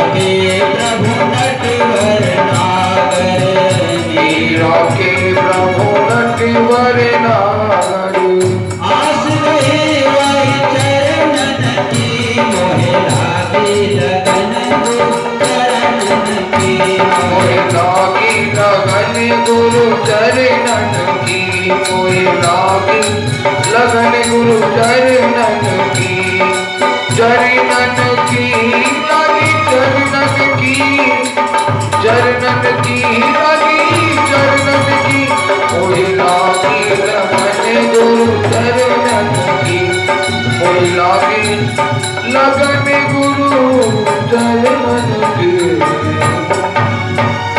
बोलो बोले भगवान की जय। ध्रुव जी के गुरु नारद जी हैं, प्रहलाद जी के गुरु नारद जी हैं, श्री मीराबाई के गुरु संत रविदास जी हैं। तो बिना गुरु के जीव का कल्याण नहीं होता है। आगे की कथा में चलते हैं हम लोग। मनु महाराज के दो पुत्र थे, आप लोगों ने जैसा सुना, उत्तानपाद प्रियव्रत। महाराज उत्तानपाद की रानी का नाम है सुनीति। बहुत दिन बीत गए लेकिन कोई संतान नहीं हुई। तो सुनीति की दूसरी बहन है सुरुचि, छोटी बहन। तो सुनीति ने कहा कि भगवान आप जो है छोटी बहन से विवाह कर। तो राजा पहले तैयार नहीं हुए लेकिन ज्यादा आग्रह किया तो सुरुचि से विवाह कर। सुनीति का अर्थ क्या होता है? सुंदर नीति, उसका नाम है सुनीति। और सुरुचि जो अपने मन के हिसाब से करे, जो मन में आवे सो करे। ये हम लोगों के अंदर ही है सुनीति और सुरुचि। उत्तानपाद किसको बोलते हैं? जीव नीचे, सिर नीचे पैर ऊपर, गर्भ में रहता है। तो ये जीव ही उत्तानपाद है। और इस जीव के भीतर दो गुण हैं, सुनीति और सुरुचि। जो आप कोई गलत काम करो तो मन कहेगा यार ये सही नहीं है, रोकेगा, ये काम ठीक नहीं है, शुरुआत में रोकेगा। और जब आप करने लगे तो फिर वो तो उसकी बात आप नहीं मान रहे, अवहेलना कर दिया तो फिर नहीं होता। तो हर एक में सुरुचि और सुनीति दो चीज। सुनीति तो बढ़िया रास्ते पे चलाते हैं जीव को, और सुरुचि कहता है कुछ नहीं, खाओ पियो मौज करो, देखी जाएगी जो होगा। बहुत से लोग कहते हैं अरे स्वर्ग नरक किसने देखा है, लेकिन सब वहां जब मार पड़ेगी ना सब पता चल जाएगा। तो सुरुचि से विवाह हो गया, लेकिन सुरुचि ने क्या कहा आते ही कि यहाँ पर एक ही रह सकती है, या तो सुनीति रहे या मैं रहूंगा, सौतिया डाल। ये पहले से ही है, अभी से नहीं है महाराज, जब से सृष्टि चली जभी से ये सब काम है। तो सौतिया डा हो गया, उसने बोले कि या तो मैं इस राजमहल में रहूंगी या रानी सुनीति रहेगी, एक ही रह सकती। तो राजा ने महल के बाहर एक बगीचा था, उसमें एक महल बनवा दिया छोटा सा, रानी सुनीति वहां रहने लगी। तो सुरुचि अपने महल में रहने लगी। अब बेचारी, अब राजा ने ही निकाल दिया, पति ने ही निकाल दिया, फिर उसका कौन है? अपना भगवान की भक्ति करती और अपना जीवन बिताती। एक दिन श्री नारद जी महाराज घूमते घामते आ गए। नारद जी बड़ा सत्कार किया, आदर किया, बैठने के लिए आसन दिया, जलपान कराया और पूछा कि महारानी आप कैसी हो? सब कथा सुनाई कि महाराज क्या करें, दुखिया हूं, आप संत महात्मा हैं, दूसरों को दुख का हरण करते हैं, आपका दर्शन हुआ, बड़े सौभाग्य की बात है। तो नारद जी ने कहा कि एक तुम व्रत करो 1 वर्ष के लिए। बोले महाराज बताइए। 100 वत्सा गाय, जिस गाय के नीचे बछड़ा उस गाय की सेवा करो प्रतिदिन। तो स्वयं रानी जो है गाय की सेवा करने लगी, बछड़े वाली गाय की। रोज झाड़ू देती, गोबर उठाती, अपने हाथ से चारा आसानी करती, सुबह शाम गौ माता की आरती करती। तो गौ माता प्रसन्न हो गई, आशीर्वाद दिया, तुमको पुत्र की प्राप्ति। गौ माता की इतनी महिमा क्यों है? हमारे जितने भी शास्त्र हैं, वेद पुराण महाभारत रामायण गीता भागवत, सब में गाय की महिमा लिखी। ये तो समय का फेर है, हम लोग अपने शास्त्रों को नहीं पढ़ते हैं। अंग्रेज लोग आए विदेश, उन्होंने सोचा कि यहाँ की इस सोने की चिड़िया भारत कहलाती, इसको कैसे नष्ट किया जाए। तो उन्होंने जड़ पकड़ा, बोले इसकी शिक्षा को समाप्त कर दो, अपने आप से सब काम हो जाएगा। तो शिक्षा यहाँ की बदल दी, गुरुकुल प्रथा थी, गुरुकुल में पढ़ते थे विद्यार्थी, वो प्रथा खत्म कर दी और अपने वहां से लिखा हुआ पुस्तक यहाँ चला, अभी तक वही चलता है, परिवर्तन नहीं हुआ। तो हमारे जो वेद पुराण शास्त्र हैं इसमें ये सब बातें लिखी, उसको आजकल कोई सुनता ही नहीं। तो गाय की महिमा सब जगह भरी है। थोड़ा सा महिमा आपको बताते हैं। गौ माता के शरीर में 33 करोड़ देवी देवताओं का निवास और 68 करोड़ तीर्थों का निवास, और गाय के गोबर में लक्ष्मी जी का निवास, गाय के गोमूत्र में गंगा जी का निवास। एक गौ माता की सेवा पूजा करने से सबकी सेवा, सभी देवताओं का पूजा हो जाती है, सभी तीर्थों का फल मिल जाता है। इतनी गौ माता की महिमा है। लेकिन आज कलयुग का समय है कि लोगों ने अवहेलना कर दिया गौ माता का। लोग भैंस पालते हैं अथवा जर्सी। देखो ये जर्सी गाय गाय नहीं, जिसके टांट हो, गलकंबल हो, सींग हो, हम्बा हम्बा करती हो, वो है देसी गाय। और ये जो जर्सी है इसका दूध तो जहर है, और ये सुअर के मिक्स से बनाया गया है, ये सुअर की तरह देखते हैं। तो इनको नहीं रखना चाहिए। अपने घरों में गाय रखना तो देसी गाय रखें, उसके पूजन करने से आपको फल की प्राप्ति होगी। गाय का दूसरा नाम कामधेनु भी है। कामधेनु किसको बोलते हैं? उनके सामने जो इच्छा की जाती है वो पूर्ण हो। यदि गौ माता की आप सेवा करेंगे, अनेक कथाएं हैं। राजा दिलीप को पुत्र नहीं था तो उन्होंने गौ माता की सेवा की, उससे उनको पुत्र प्राप्त हुआ। ऐसी अनेक कथाएं हैं। इसी तरह से यहाँ पर ध्रुव जी का जन्म गौ माता की सेवा से। गौ माता की चर्चा इसलिए करते हैं हम कि हम भी गौ सेवा करते हैं। हमारे आश्रम में, गोवर्धन में श्री कृष्ण आश्रम है। जब आप गोवर्धन से सौक की तरफ चलोगे, पेट्रोल पंप पड़ता है, उसके बगल में आगे चल के रास्ता है, वहाँ पर आश्रम है। 100 तो गैया है वहाँ पे, 10-15 साधु संत निवास करते हैं। तो वहाँ पे गौ की सेवा होती है। तो हम गौ माता की भी सेवा करते हैं, साधु संतों की सेवा करते हैं, उसी का प्रचार भी करते हैं और उसी के लिए कथा भी करते हैं। इसलिए गौ की महिमा भी बीच बीच में बोलते रहते हैं। तो गौ की महिमा अपार है। यदि भाव से आप करें, देखो मानो तो देव नहीं तो पत्थर, मंदिर में मूर्ति है ना, आपकी भावना ही तो है, और उसी भावना को भगवान पूरी करते हैं। इसी तरह गौ माता साक्षात देवी हैं, कामधेनु हैं। यदि आप उस भावना से सेवा पूजा करेंगे तो गौ माता की कृपा से आपकी समस्त कामनाएं पूर्ण होंगी। तो ध्रुव जी का जन्म हुआ। कैसे जन्म हुआ? एक दिन राजा वन में घूमने गए थे, शाम को वापस आए, बोले आज यहीं विश्राम करते हैं बड़ी रानी के पास। तो उसी में रुके। उसी रात्रि में ध्रुव जी महाराज घर में आ गए। समय आने पे ध्रुव जी का जन्म। बोलो ध्रुव जी महाराज की। अब ये जो रानी थी सुरुचि, सौतिया डात थी, बोले देखो हमको पुत्र हुआ नहीं और इसको हो गया। तो उसने दासी के हाथ से दूध में जहर देके दे कि मैं अपने छोटे पुत्र को दूध भेज रही हूँ। लेकिन भगवान की ऐसी कृपा, वो टकरा गई रास्ते में, वो दूध फेंक दे। ऐसी सर्प घर था, उसमें अंदर डाल दिया। अनेक उपाय किए मरवाने का, लेकिन जिनको भगवान रक्षा करते महाराज, उसको कोई मार नहीं सकता। अब बच्चे लोग पूछते कि तुम्हारे पिता कौन है? तो माँ से जाके पूछा हमारे पिता कौन है? 5 वर्ष के हो।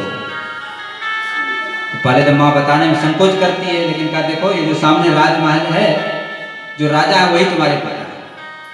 तो ध्रुव जी बोले मैं तो आज पिताजी से मिलने जाऊंगा, उनके गोद में बैठूंगा। तो ध्रुव जी चल दिए। द्वारपाल ने रोक दिया, बोले नहीं जा सकते। बोले नहीं नहीं, हम तो पिताजी से मिलने जाएंगे, मैं राजकुमार। तो द्वारपाल ने जाने दिया। तो वहां पर राजा उत्तानपाद अपनी रानी सुरुचि के साथ बैठा हुआ था, और ध्रुव को, हाँ ये कहानी बीच में रह गई कि जब अनेक तरह से उपाय किया, ध्रुव नहीं मरा, तो फिर अंत में वो रानी सुरुचि के पास गया सुरुचि, और उसने पूछा कि तुमको किस उपाय से पुत्र मिला? तो उस बेचारी छल कपट से रही थी, उसने बता दिया। तो देखो कहते हैं ना, देहाती कहावत है कि काम पड़े तो गधा को भी बाप कहना पड़ता है। राधे श्याम। तो आदमी संसार में स्वार्थ के लिए सब कुछ कर लेते हैं। अब उसको सुरुचि को पुत्र चाहिए, तो स्वार्थ के वजह से उसने गौ की सेवा की, लेकिन भक्ति निष्फल नहीं जाता। किसी भाव से करो वो भक्ति पूर्ण होती है। जीव किसी भी भाव से मंदिर में जाए वो भावना पूर्ण होती है। तो उसको भी पुत्र हुआ, उसका नाम है उत्तम। तो उत्तम गोद में बैठा हुआ, तो ये भी गोद में बैठने लगे तो सुरुचि ने धकेल दिया, नीचे गिर गए बेचारे जमीन पे। और सुरुचि ने कहा यदि मेरे पिता के गोद में बैठना चाहते हो, इस गद्दी पे बैठना चाहते हो, तो पहले जाके भगवान का भजन करो और मेरे गर्भ से जन्म लो, तब इस पे बैठ सकते। अब बेचारा बच्चा कुछ कह नहीं सकता था, बड़े गुस्से में, क्षत्रिय कुमार था, गुस्सा खूब आया, लेकिन क्या कर सकते थे।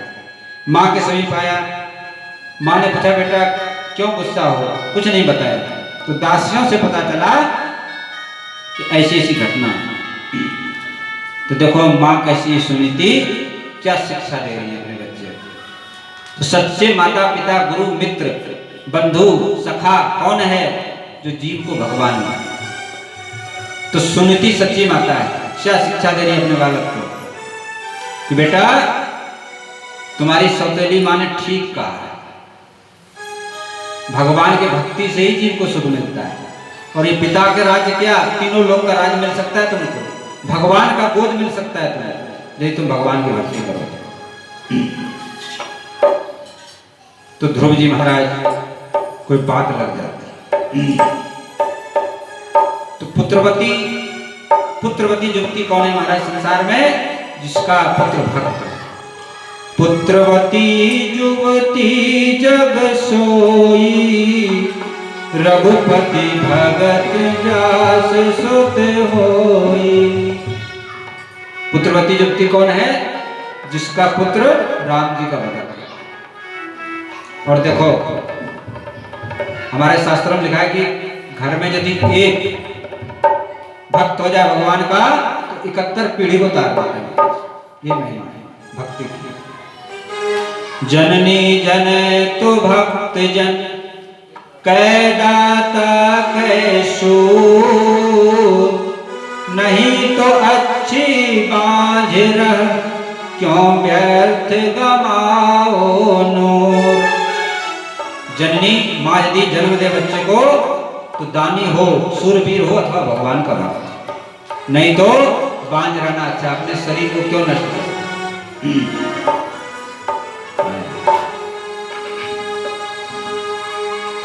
बोलिए वृंदावन में हरे लाल की। लगन तुमसे लगा बैठे, जो होगा देखा जाएगा।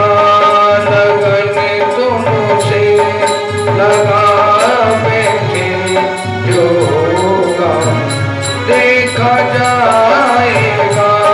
लगन तुमसे लगा बैठे, जो होगा देखा जाएगा। तुम्हें अपना बना बैठे, जो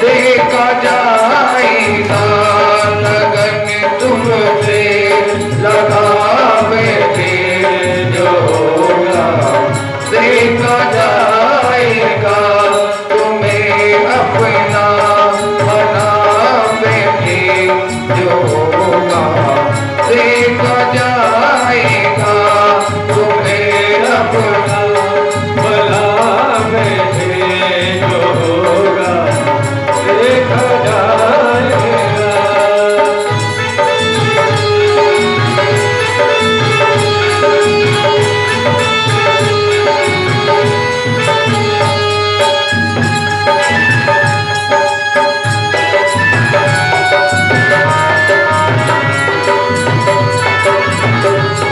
दीवाने बन गए तेरे तो फिर दुनिया से क्या मतलब दीवाने बन गए तेरे तो फिर दुनिया से क्या मतलब दीवाने हो गए तेरे तो फिर दुनिया से क्या मतलब दीवाने बन गए तेरे तो फिर दुनिया से क्या मतलब लो सबसे दिल लो सबसे दिल लो सबसे दिल हटावे जो होगा देखा जाएगा लगन तुमसे लगा बैठे जो होगा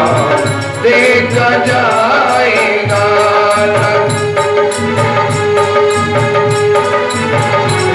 जो होगा देखा जाएगा तुम्हारी बेरुखी से दिल हमारा टूट जाएगा तुम्हारी बेरुखी से दिल हमारा टूट जाएगा ओ तुम्हारी बेरुखी से दिल हमारा टूट जाएगा तुम्हारी बेरुखी से दिल हमारा टूट जाएगा शर्म अब बेच खा बैठे शर्म अब बेच खा बैठे जो होगा देखा जाएगा लगन तुमसे लगा बैठे जो होगा देखा जाएगा तुम्हें अपना बना बैठे जो देगा देखा जाएगा लगन तुमसे लगन तुमसे लगन तुमसे लगन तुमसे बोलो वृंदावन बिहारी लाल की। माता सुनीति ने ध्रुव जी को शिक्षा दी जो भगवान सबके रक्षक जो सबके पिता हैं उनकी तुम शरण ग्रहण करो उनकी भक्ति करो तो सब कुछ मिल जाए। इस कथा से शिक्षा मिलती है कि बालकों के प्रथम गुरु माँ है। जैसे माता सुनीति जैसा बनना चाहिए माताओं को और बालकों को ध्रुव जैसा बनाना चाहिए प्रहलाद जी जैसा बनाना चाहिए। देखो संसार में सब लोग जन्म लेते हैं और फिर मर जाते हैं किसी का नाम और निशान नहीं रहता लेकिन ध्रुव जी प्रहलाद जी सतयुग के थे आज तक उनका नाम बच्चा बच्चा रहता है। मीराबाई तुलसीदास जी जो भक्ति पथ में चलते हैं वही अमर होते हैं बाकी तो सब मरे हुए। इसलिए भक्ति पथ में चलें तो लगन लग गई ध्रुव जी को और उसी रात्रि में छोड़ के राजमहल चल दिए। और एक बात और सुनो जो भगवान की ओर चलते हैं तो सहायता करने वाले अपने आप मिल जाते हैं गुरु अपने आप मिल जाते हैं। तो श्री नारद जी महाराज प्रकट हो गए। नारद जी ने परीक्षा लिया बोले बेटा कहाँ जा रहे हैं? बोले महाराज वन में जा रहे हैं तपस्या करने भजन करें। बोले अभी तुम तो 5 वर्ष के हो, तुम्हारा तो खेलने खाने का समय है, अभी तुम कैसे भजन कर रहे हो, क्या बात है बताओ। अच्छा तुम्हें राज्य की इच्छा है तो चलो तुम्हारे पिताजी से कह करके आधी राज्य तुमको दिलवा दो, बंटवारा करवा देंगे भाई भाई, ऐसी कोई बात नहीं। लेकिन बोले नहीं नहीं, मैं तो भगवान का ही भजन करूं। फिर भाई दिखाया, देखो जंगल में शेर भालू ऐसे जीव रहते तुमको खा जाएगा। बोले ध्रुव जी बोले नहीं नहीं, हम तो भगवान की भक्ति करके चाहे कुछ भी हो। तो जब देखा कि पक्का तो नारद जी प्रसन्न हो गए और बोले बेटा ठीक है, तुम भक्ति का अधिकारी हो। तो गुरु मंत्र दिया है ओम नमो भगवते वासुदेवाय। इस मंत्र का जप करो और भगवान का ध्यान बनाओ। ओम नमो भगवते वासुदेवाय। ओम नमो भगवते वासुदेवाय। वासुदेवाय बिनु रामचंद्राय।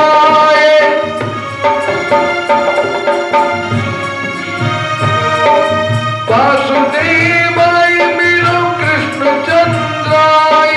वासुदेवाय बिनु कृष्णचंद्राय। ओम नमो भगवते वासुदेवाय। नमो भगवते वासुदेवाय। वासुदेवाय बिनु कृष्णचंद्राय।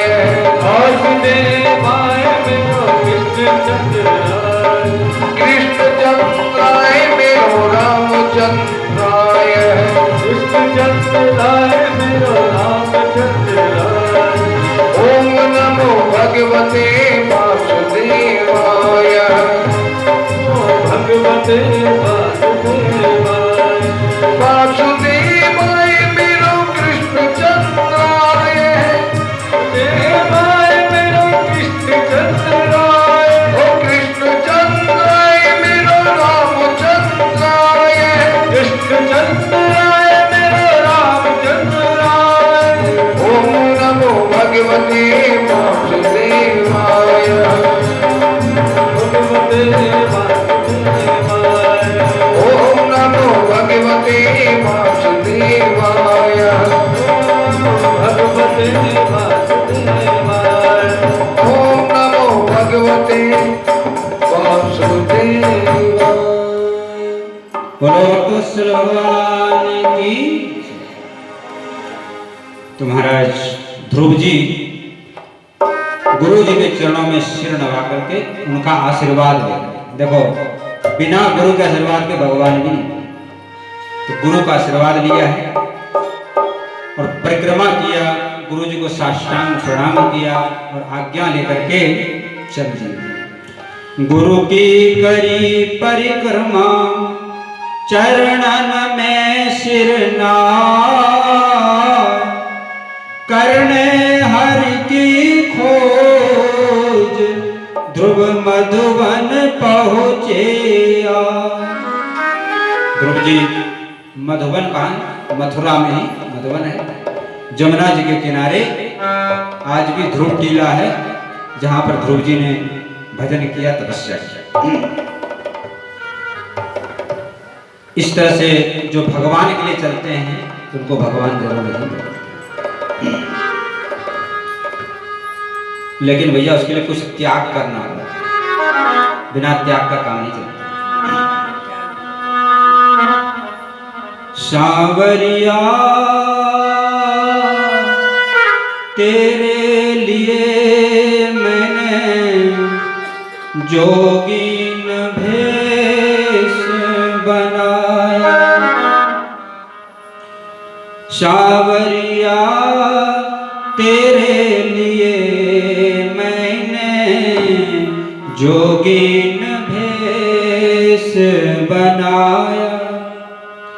तेरे लिए मैंने सब जग छोड़ा, इन सब जग से नाता तोड़ा।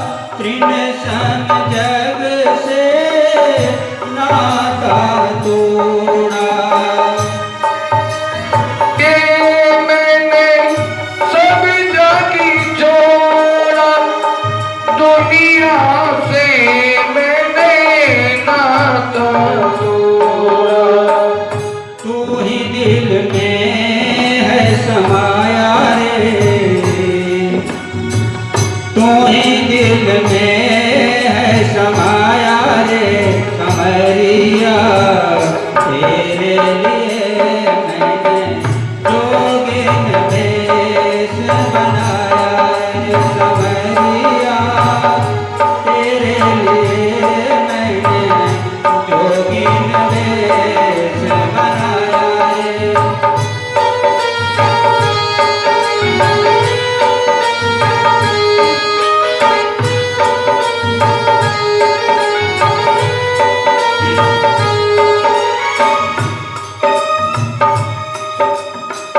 कृष्ण नाम की परिउर रेखे, दुनिया की सूरत मैं क्या देखे।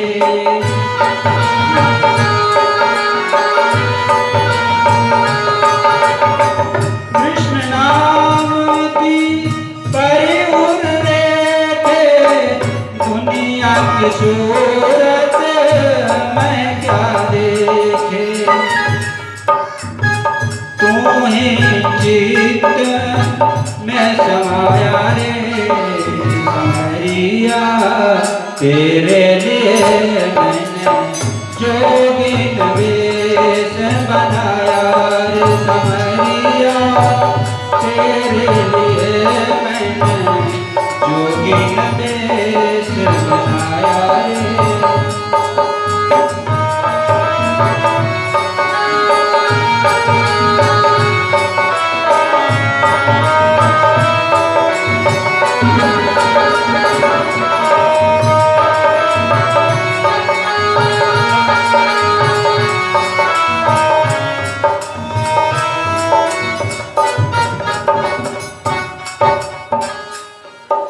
कोई भी वस्तु हम लोग जाते हैं खरीदने बाजार में, कुछ देना पड़ता है, बिना मूल्य के नहीं मिलता है। इसी तरह से भगवान को प्राप्त करने के लिए कुछ त्याग करना पड़ता है। तो ध्रुव जी पहुंच गए मधुबन में। 3 रात्रि के अंतर पे 1 महीना केवल बेर के फल खा के, दूसरे महीने 6 दिन के अंतर पे सूखा घास और पत्ते खा गए, तीसरे महीने 9 दिन के अंतर पर केवल पानी पी के रहे, चौथे महीने 12 दिन के अंतर पर केवल हवा पी के रहे, और 5वें महीने हवा को भी छोड़ दिया। एक पैर पे खड़े होकर के भगवान का ध्यान करना। और देखो, जब कोई तपस्या करता है ना, सबसे पहले इंद्र को भय होता है, कहीं हमारा इंद्रासन न छुड़ा दे।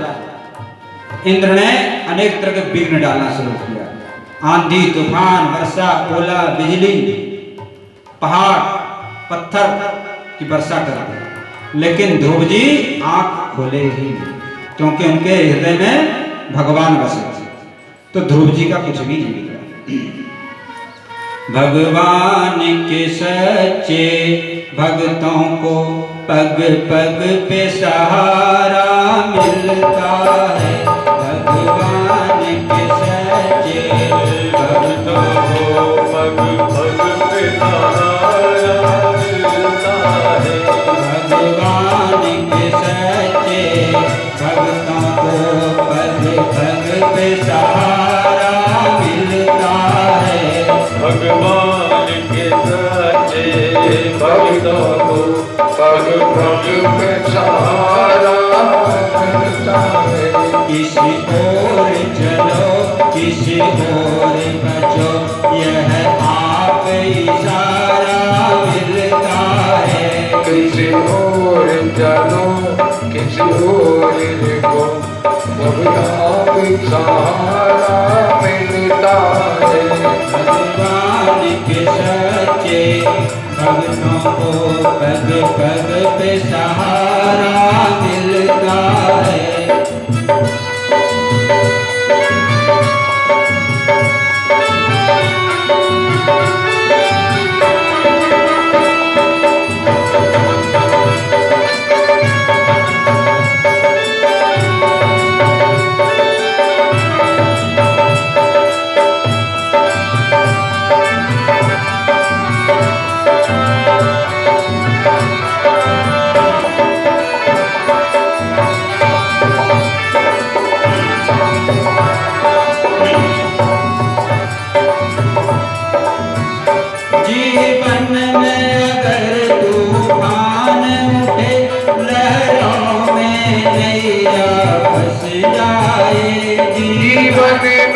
अगर तूफान उठे लहरों में नैया फंस जाए। जीवन में अगर तूफान उठे लहरों में नैया फंस जाए। जीवन में अगर तूफान उठे लहरों में नैया फंस जाए। यदि राम नाम का संगल हो तो तुरंत किनारा मिलता है। भगवान के सच्चे भक्तों को पग पग विचार मिलता है।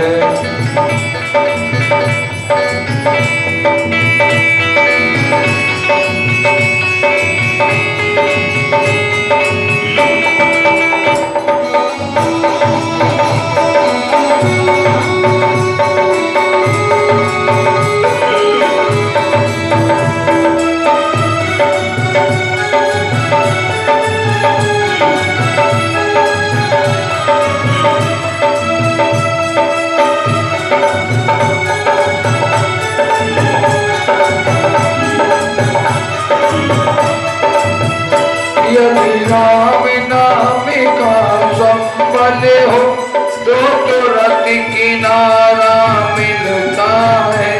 यदि राम नाम का संबल हो तो तुरंत किनारा मिलता है।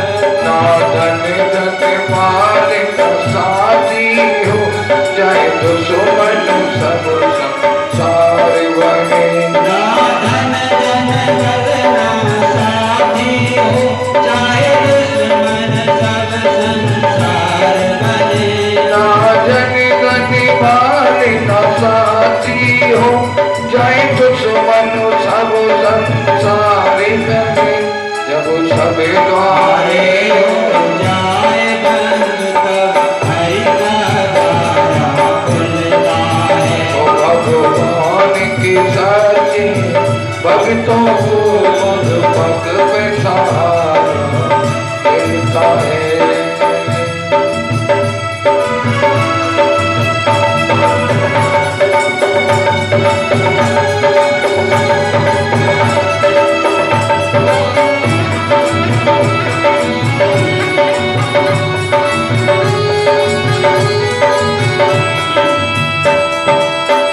प्रहलाद सरिस जो निश्चल हो सबरी की तरह जो व्याकुल हो। प्रहलाद सरिस जो निश्चल हो सबरी की तरह जो व्याकुल हो। प्रहलाद सरिस जो निश्चल हो सबरी की तरह जो व्याकुल हो। प्रहलाद सरिस जो निश्चल हो सबरी की तरह जो व्याकुल हो। खुद साजन निश्चल हो जिसका कुछ हो कन्हैया मिलता है। ओ भगवान के साथी भक्तों को भग भग पे सहारा मिलता है। भगवान के साथी भक्तों को भग भग पे सहारा मिलता है। भग भग पे सहारा मिलता है। भग भग पे सहारा मिलता है। बोलो भक्त वत्सल भगवान की जय। इंद्र को भय हो गया। इंद्र ब्रह्मा जी के पास दौड़े गए। महाराज ये कैसा तपस्वी है, इनके शरीर से प्रकाश निकल रहा है जो तीनों लोक में छा रहा है। तो ब्रह्मा जी बोले घबराओ मत, तुम्हारा इंद्रासन छिन्न नहीं आ रहा है। ये तो भगवान का भक्त है, भगवान की दर्शन करने के लिए तपस्या। तो महाराज भगवान प्रकट हो गए। बोलो श्री नारायण भगवान की जय। साक्षात विष्णु भगवान गरुड़ पे सवार होकर के आ रहे हैं। ध्रुव जी को दर्शन दिया है। आ जाओ महाराज, गरुड़ पे सवार होकर भगवान आ गए।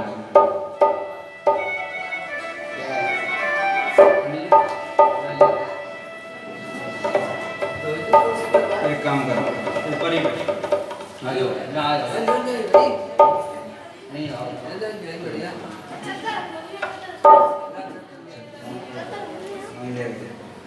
ले गया।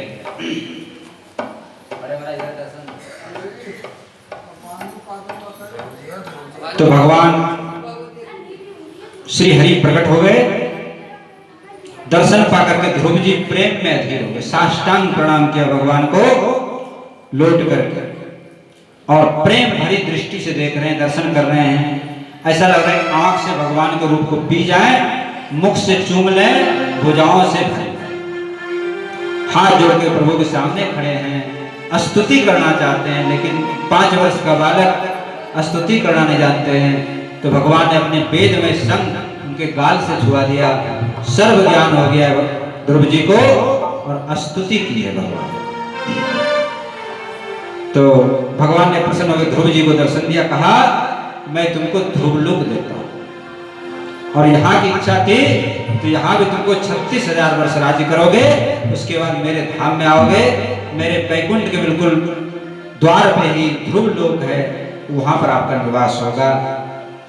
ध्रुव जी महाराज लौट रहे हैं। इधर उत्तानपाद राजा को पश्चाताप हुआ, तो नारद जी ने समाचार दिया तुम्हारा पुत्र तो भक्ति में लगा है। जैसे ही नारद जी ने दोबारा समाचार दिया कि आपका पुत्र आ रहा, तो राजा बोले सब हाथी घोड़ा सजाओ, ध्रुव जी का स्वागत करेंगे। सब प्रजा के सहित दरवाजे के बाहर आए, हाथी सजा के लाए हैं। बोले सब ने जय जयकार किया, बोले ध्रुव जी महाराज की जय। ध्रुव जी महाराज को हाथी में बैठाना चाहते हैं, लेकिन ध्रुव जी ने कहा मैं अकेला नहीं बैठूंगा, भाई उत्तम भी मेरे साथ बैठेगा। तो दोनों बैठे ऊपर और राजमहल में आए। सबसे पहले मां सुरुचि को प्रणाम किया।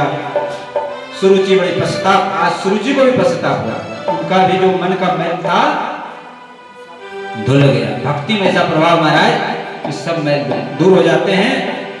ध्रुव जी को गोद में बैठाया, बोले बेटा मेरे को क्षमा कर। ध्रुव जी ने कहा माँ तुम्हारी कृपा से मेरे भगवान का दर्शन हुआ, नहीं तो मुझे दर्शन नहीं करना। सब लोग जिनको भगवान का पूजन करना हो पूजन करें। ये मैं जानू या वो जाने, ये मैं जानू या वो जाने, ये मैं जानू या वो जाने, ये मैं जानू या वो जाने, मोहन से काना से दिल क्यों लगाया है, ये मैं जानू या वो जाने,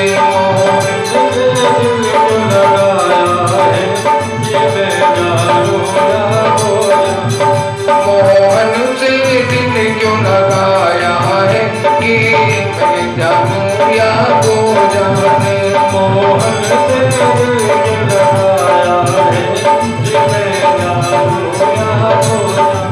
और बारी बारी से पूजन करते रहे सभी भक्त।